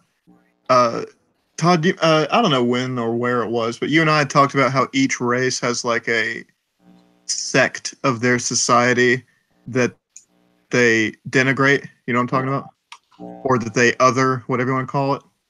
Like the Great Houses and the Ashlanders. You know what I mean? Mm-hmm. Would that be? Is that what the wood orcs are for the orcs? I would say that's probably right. Yeah. Yeah, I think so. Just based It on could the be. lore book that I ended up reading the moment I got to Grotwood, it seems to be exactly that. I But- despise them so much. Wait, What, the wood orcs? Yes, yeah, because you go in to try to assassinate their chief, and like all of them just come at you. gee, It's almost you're like going they I don't to wonder why. I wonder why they're fighting back. No. The issue is their whole thing is only the strong should rule. Well, I challenge your chief to single combat, and instead he sends a small army at me when I have walked in with no backup. All right, am- so here's the thing. It's to prove your strength, dude. Yeah, he said All get right, all right. So here's the thing with wood orcs. They have a very different definition of the term strong than orcs from Orsinium have. An orc from Orsinium would view strength as like single solitude strength, your personal strength, your personal endurance. Wood orcs also view strength in terms of speed and agility. So it would seem reasonable that in a place like Valenwood, where you see lots of animals hunting in packs, wood orcs probably see your ability to lead a group to also be strength. I can see that. Well, I've got a Hence trump why you card. could totally be in a group of like 12 other a group with like 12 other people and challenge them to single combat. Well, I've got a trump card because every time they kill me, you just fill a soul gem and you get right back up. Exactly, that's the ultimate strength. And you use that little interim to run further into the area, just bypassing them. I've done that before. I used that as a trick after I filled up 20 soul gems. Like I had a bunch of enemies to get through, so I would just let them kill me periodically and then sprint further and further into the dungeon just to get out of it. Jeez. It's works. brutal, but it works. If it works, it ain't stupid. Exactly. Hey Sam, how do you feel about port hunting cheese fries? That was like one of the first recipes I found was port hunting cheese fries. Yeah, it was great. That's something I kind of like in ESO, all the different food and drink recipes. Sometimes they're a little, what the fuck are you doing? And sometimes they're really good. No, it's not just that. It's the fact that therefore means all of these recipes are things these cultures make. Yes. Apparently. I kind of liked the food that happened yesterday in the Dream Sleep. Some of that was really interesting stuff. Yeah, Huh? that actually reminded me that I do kind of want to just put all the food recipes from ESO in a big list and just choose at random things to make. They've got a book of Elder Scrolls recipes, don't they? Yeah. Probably. I'm Like kind for of sale in the mad real world. that they did that because I was actually planning on making one of those, and now they've already done it, so I'm like, oh, fuck it then. Well, here's a great idea. Make things they haven't made yet, like Balmora cabbage. Ah, that makes me aggressively pissed. I don't know why. Gee, maybe it's because there's greens in biscuits. Yeah, basically. Like, okay, hear me out, because I have feelings about food and biscuits. So, like, Balmora is, and I refuse to pronounce it Balmora because fuck everyone. I've been saying Balmora since I was 14. It's not changing now. How it's pronounced is Balmora. I also say So- Balmora. This is a river-based trading hub, basically. So, at best, you should be able to have, like, anything that could be reasonably transported on a riverboat. Cabbages not being those. And I don't know why this niggles at me so badly, but like there's basically no seafood or fish, and I just found that really irritating that like you have a river that runs straight through the middle of your fucking town, and no one thought maybe chuck a net in that bitch. The trick is it's a river that runs past a volcano. That is true. It is indeed a river that runs past the volcano. I kind of feel like all the fish have been dead for a long time. That's why they There's eat always, bugs. crayfish and various other weird little filth-eating Oh, listen, man. sea That's bugs. that's a fair point. So The fish what you're has their own saying is that society. it has bugs in it. So what I'm saying is Dunmary crawdads needs to be a thing. So this is just more evidence that Vardenfell is just Australia. Yes. Yes. Yeah. Yeah. Abby's and muscles. Why do you think they get to govern themselves? Yeah. Because no one else wants to. Because no one else The wants to. Empire That's rolls right. up into Vardenfell, and the nearest Dunmer said, "You what, mate?" Tiber Septim does not want to get bit by one of those giant insects. Can you Oh, blame him? yeah, nah, you're a cunt, eh? We'll armistice it. Without cunt. Yeah, my God. Nerevarine always had bread and scuttle. Hell and it yeah, was Scum. delicious. And it was delicious. You're I made a- Khajiit Nerevarine. No, okay, so here's the weird truth. Like, this is completely nuts. My first character that I played through Morrowind, well, my very first was an Imperial Pilgrim, and that did not last because he died always. Yep. So I did a custom class, and I was a Red Guard, and that's how I played through Morrowind. And in Oblivion, I mostly played either my Imperial Paladin or a Dunmer like assassin type. And I briefly played a Khajiit to go through the Thieves Guild questline, but I didn't like him. I didn't fall in love. Yeah. I did not fall in love with the Khajiit until Skyrim. And within, I don't know, a week or two of Skyrim being out, I decided to start a Khajiit to try out the Thieves Guild missions. And it was so much fun that I wrote this story called What Jazeer Did in Skyrim Today. And it's just basically it was my review set as a story. And I had so much fun with it that I was like, man, the Khajiit are awesome. And that's how it all began. How come you haven't retroactively gone back to Oblivion and Morrowind to do it as a Khajiit? Graphics. No, really. I mean, I get that for Morrowind. I don't get it for Oblivion.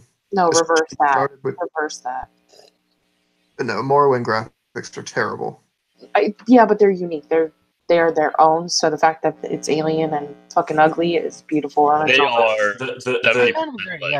The stylistic choice is great, but the fidelity can mar Guys, the uniqueness people always talk about, oh, Morrowind's so unique and it's so unexpected. That's like if someone put you in a portal to hell and you went down there and it's like, oh wow, this is hell, but it's so unique, so I like it. That logic doesn't hold up. I will give it one thing that a lot of people don't seem to mention a lot is that the way that pop-in is handled happens to look a lot like Sumi ink drawings, and I just kind of wish that I could somehow keep that while also like buffing up some of the textures. Yeah, as somebody who came to Elder Scrolls through Morrowind back in 2004, I was a little late to the party. The part of the whole thing, part of the Morrowind experience is the pace, because it takes forever to level up. Once you make a lot of money, then you can train and you're good to go. But it takes forever to level up at first, and so you're forced to go slow and pay attention to the countryside. And in paying attention to the countryside, especially when you get out in the Ashlands, it's just weird and dark and creepy, and I love it. And then, I will never forget, there's this one Foyata that I would always use to go up to the Urshalaku camp. And as you're going along, you pass a set of Dwemer ruins on the right side. Come out of the mist, and for whatever reason, it's always night when I do this. And it's so creepy. It was so awesome. And if memory serves, that ends up being, I think it's the Burn Vampire Stronghold. Shulaku's on the north end of Vardenfell, right? Yeah, north. That's where you come there. Just a bit west off the center. It's the Sequoia clan, not the Burn clan. Oh, okay. Michael. Oh, you're right. The creepy Nords who just grab you and throw you through a freaking wall. Yeah, I love those Oh, guys. you sound so tired. I You do, am. man. I know you Uh, Go to bed. need to fix your sleep schedule. Todd, Michael, can you talk about you mentioned in a Facebook post or somewhere at some point about how Morrowind looks like hell because that's how the Dwemer perceived it? Am I remembering correctly? It sounds like something I would say. Oh yeah, I remember that. Okay, I remember the conversation. It was okay. So this all goes back to why it all goes back to Cyrodiil Unjungled. Why was Cyrodiil a jungle and it isn't now? One of the theories is from ESO is that when the Imperials took over White Gold Tower, Cyrodiil changed in reaction to their ideology, and it was no longer a jungle; it was like a temperate forest or something. Mm-hmm. And some people have suggested that was true also of Resdane, and for the Dwemer, the world is hell because they were just dissatisfied with everything and they don't want to be here. And so Vardenfell, especially, became hell. I don't know if I believe that, but that is the one theory. Well, I So could see something. what- I could see something interesting with that, because the concept there is then that the Dwemer effectively at one point controlled the Red Tower because they controlled the heart of Lorcon. Eventually, you have the Dunmer take it over, but the Dunmer have been looking at this hell for so long that that's just how they perceive. Well, they the see it as a world. testing ground, so hell's Yeah. a pretty good testing ground. Yeah. What I don't get with that though is the Somerset Isles should look really shitty then because the Altmer despise creation. Yeah, it doesn't totally work. Yeah. Well, all right. But there is the trick with the Altmer are really fun. I have not really dug into them like I should but that's No, but Because their they're idea because they're awful. But their idea of praxis and apraxis and this like becoming the perfect you for you and for society. And I suspect that their vision of Somerset, which is this absolute, Garden of Eden, basically, is tied to that somehow. I can kind of see that. They sort of see Somerset, because, it was the first landfall they made. It was the first area they stepped on. So it was the first area they had to, colonize. I can definitely see it as a case of, it's never going to be as beautiful as Aldmeris, but it's going to be as beautiful and as close as it can get. Yeah. And I'm pretty. I mean, I'm a little controversial in this, but I am pretty sure that there are Altmer who do not buy into this kind of Thalmori idea of we need to escape this world. I am sure that there are Altmer who are like, oh, I can tell you, it's probably like half of Somerset that doesn't believe that shit. Yeah. I'm like, that's But like, No, some don't because the Thalmor hunt them down in Hammerfall. Go ahead, Lauren. no, I was just gonna say that's not even really controversial. Todd and I broach that topic a lot because I do write a lot of Altmer. We've talked about it a couple times. Yeah, it's an idea I like, It makes a lot of sense though because I mean, nothing's ever going to be whole. But you can try and get it as close as possible. Yeah, Before you destroy it. Right. Everything else. We can't have it. No one can. No one deserves Of course, the trick is that when the Thalmor came to power, they had a great purge. And so wherever is going on in Alinor in the Fourth Era, I expect that if there is a resistance, it's probably way deep underground. Oh, yeah. Well, I mean, that's the same as like any sort of Daedra cult on Alinor as well. Any sort of cult like that, or any sort of group that sort of goes against the norm, either hides themselves or they just stay underground, just never really talk about it. Well, that's how you are effective. Yeah, you can just look at like the Sigic Order that do that. They deviate and they just vanish. Yeah, literally. Yeah, literally. I mean, they just like, we're not doing this. With poor Thalmor, I bet that drives them nuts, and I love that. They just. I think in online, I haven't done anything with Somerset yet, but I have heard of a group called the House of Reveries, and they're just an actor troupe. But I think one of the things that they do kind of go against typical Altmer culture. So They they do. just always wear a mask. That way no one knows who they are. Yeah, that was a cool quest. At first, I was kind of like, but the ending was really good. Yeah. I think I'm gonna try and do that eventually come later in this month. Because I Cool. don't want to go to Somerset until I get my Indrik mount because theming. Yeah. Well, yeah. I do have to say, the Murkmire DLC is fantastic. Oh my god, it was so great! Oh man, that was really good. God, Fantastic. The fucking story was fun. It was tremendous lore. I loved it. the fucking snake means Death City. Oh my god, Like so great. Because of Murkmire, I made a character who is of the Vish Khalil, the ghost people tribe. Oh boy. Nice. Yeah, but you had an Argonian before that too. No, I didn't. No. Gisalgo is not an Argonian. No. He's a Khajiit with a skin condition. Hell yeah. Wait, Uh-huh. what? Sure he is. I have a character who is a Khajiit healer. No. His name is Gisallo, and he looks suspiciously like an Argonian. And when pressed, he says, "No, I just have a skin condition." Right.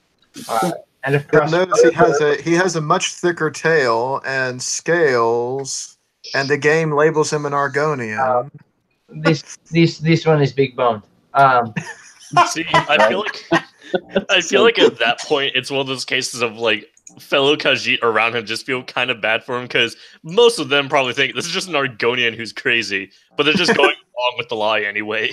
They would totally go along with it. Well, when pressed further, he will say that he has serpiginous dementia, which is an actual in-lore disease that gives you snake-like scales and you hallucinate.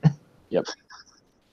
So it's legit. It's legit, man. I wonder if that's why Backmarch looks the way it does, is because the Argonians see it as some sort of life as some sort of quagmire that must be navigated.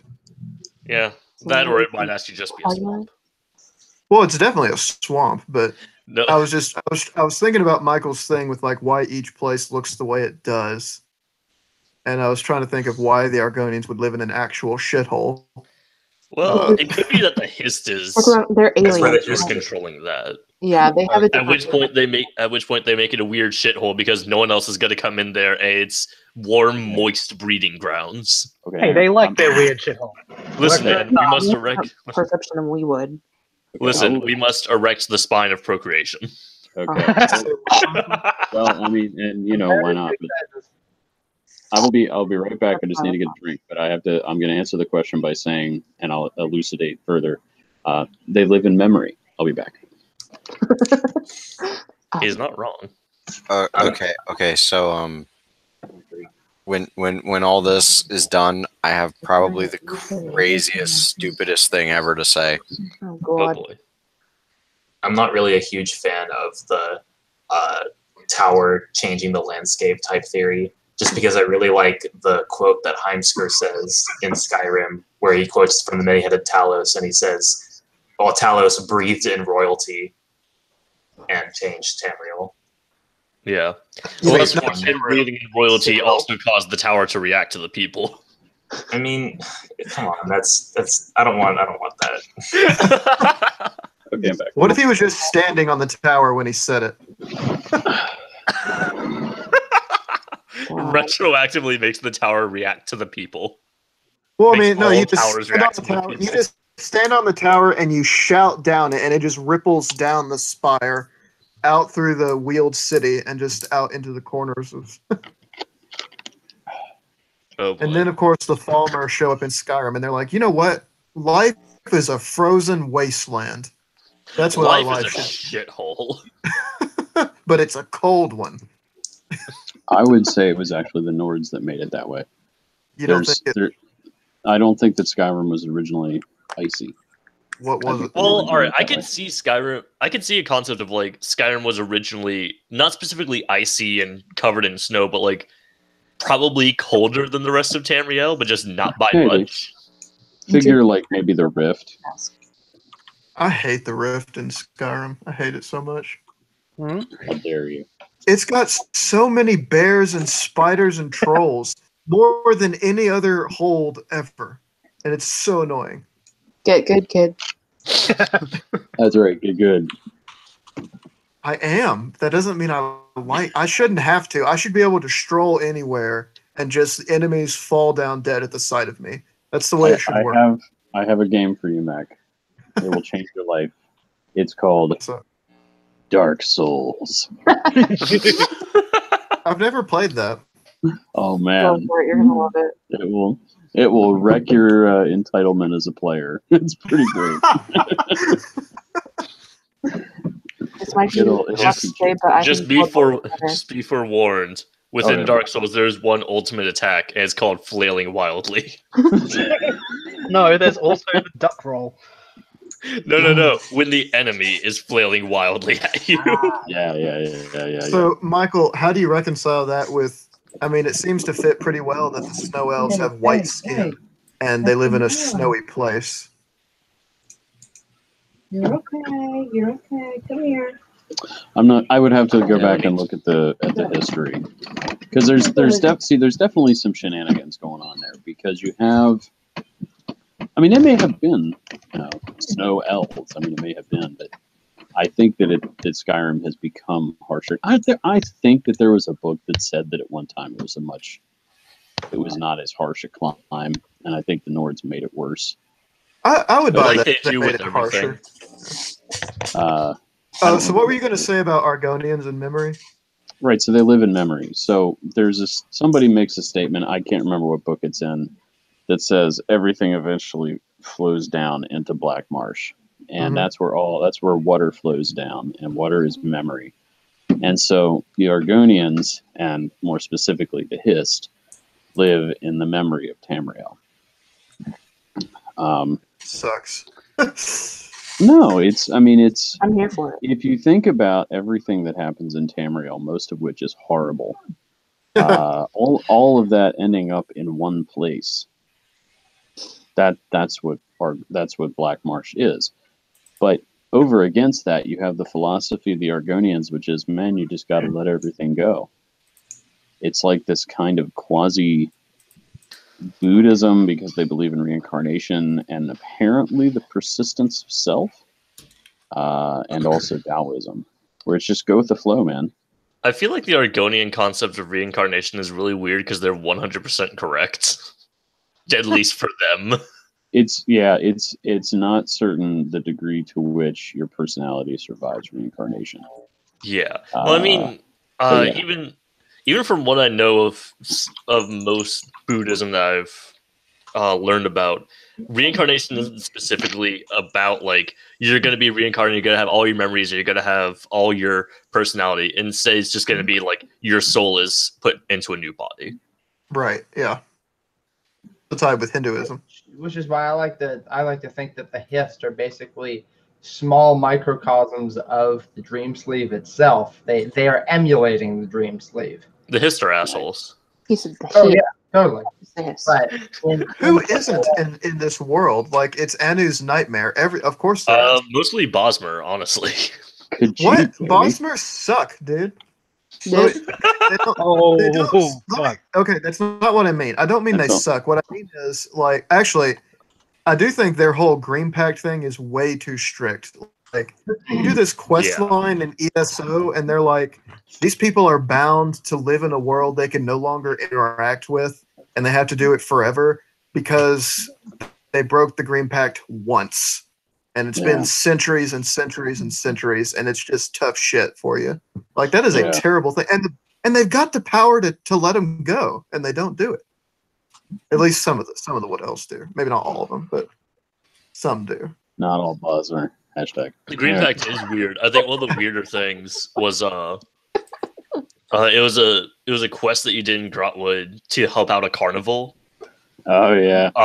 And one of the things was an old Akaviri scout's journal. It's just written completely in Akaviri, but it's a journal that talks about the Red Pact. The Red Pact, I love it. Prior to Ifray coming in with the Green Pact, Molag Bal made a pact with the Wood Elves called the Red Pact. And the whole concept was that Wood Elves could not harm the forest and they could not eat Or no, it wasn't that. It was they could not harm wildlife. They could not eat meat. They had to only eat plants and vegetables. And as a result, the Akaviri scout wrote that because of this, the Bosmer have become weak and sickly. That's why they're And short. then Ifrit came along with the Green Faction. Was like, hey, let's do the opposite of that. And then Ball got pissed, and ate an entire city. Yeah. I love that you can go before a tree thane and listen to like them saying, "Look, if you're going to accuse someone of eating a potato, you have to have proof." Yeah. And Yeah. like I said before, the tone is that this is not the first time that this has happened. Yeah.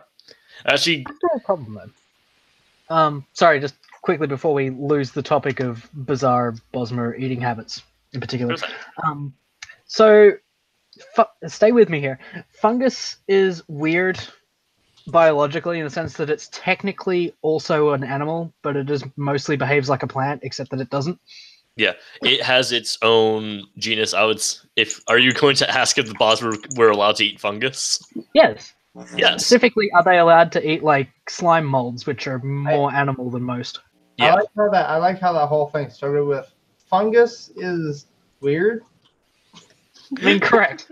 That is correct. That being said, the superfamily of fungus is more closely related to animals than it is to plants. There's like a 4 degrees of separation between them and plants, but then they're like our next door neighbors. I have a feeling that. Oh, sorry. Go ahead. Oh no, I was actually gonna ask Todd. He said he's gonna blow our minds. I'm waiting. Oh no, just fell asleep. carry on. This is just a dumb thing I noticed that I want to make a point about later on. Mm-hmm. All right, sorry about that. That's fine. Todd, I just want to make sure that you know that everything's good between us. And even though we disagree, you're still my bro, okay?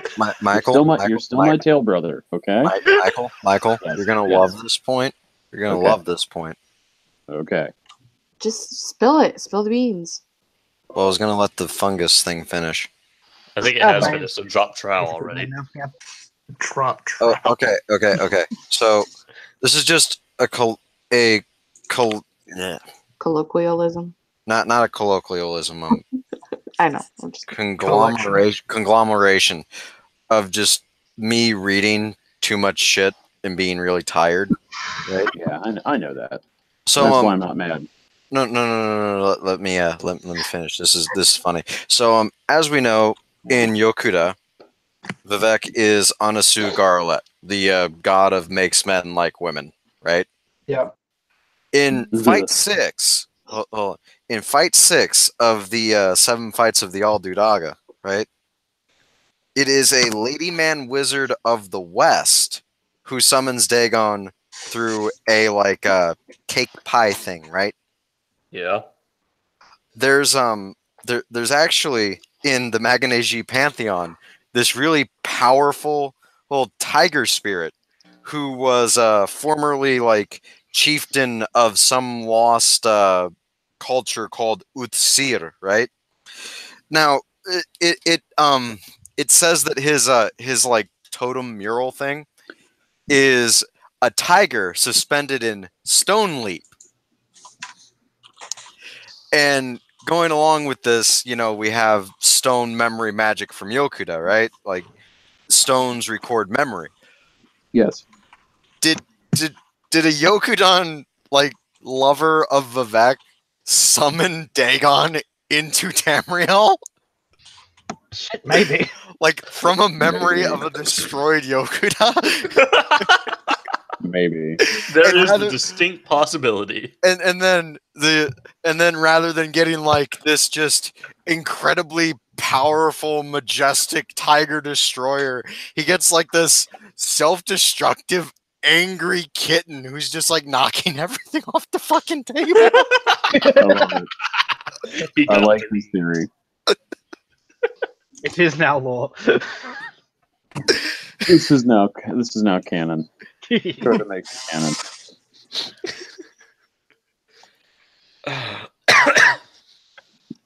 I really wish it wouldn't stop telling me that my mic is muted when I'm coughing. I know it's muted. Thank you. Yeah, Hey, your mic's muted. Yeah, when I When I feel a cough coming on, I try to mute my mic so I'm Hey not. Sam, did you know someone declined the invite? By the way, Sam, I think I remembered the sip joke.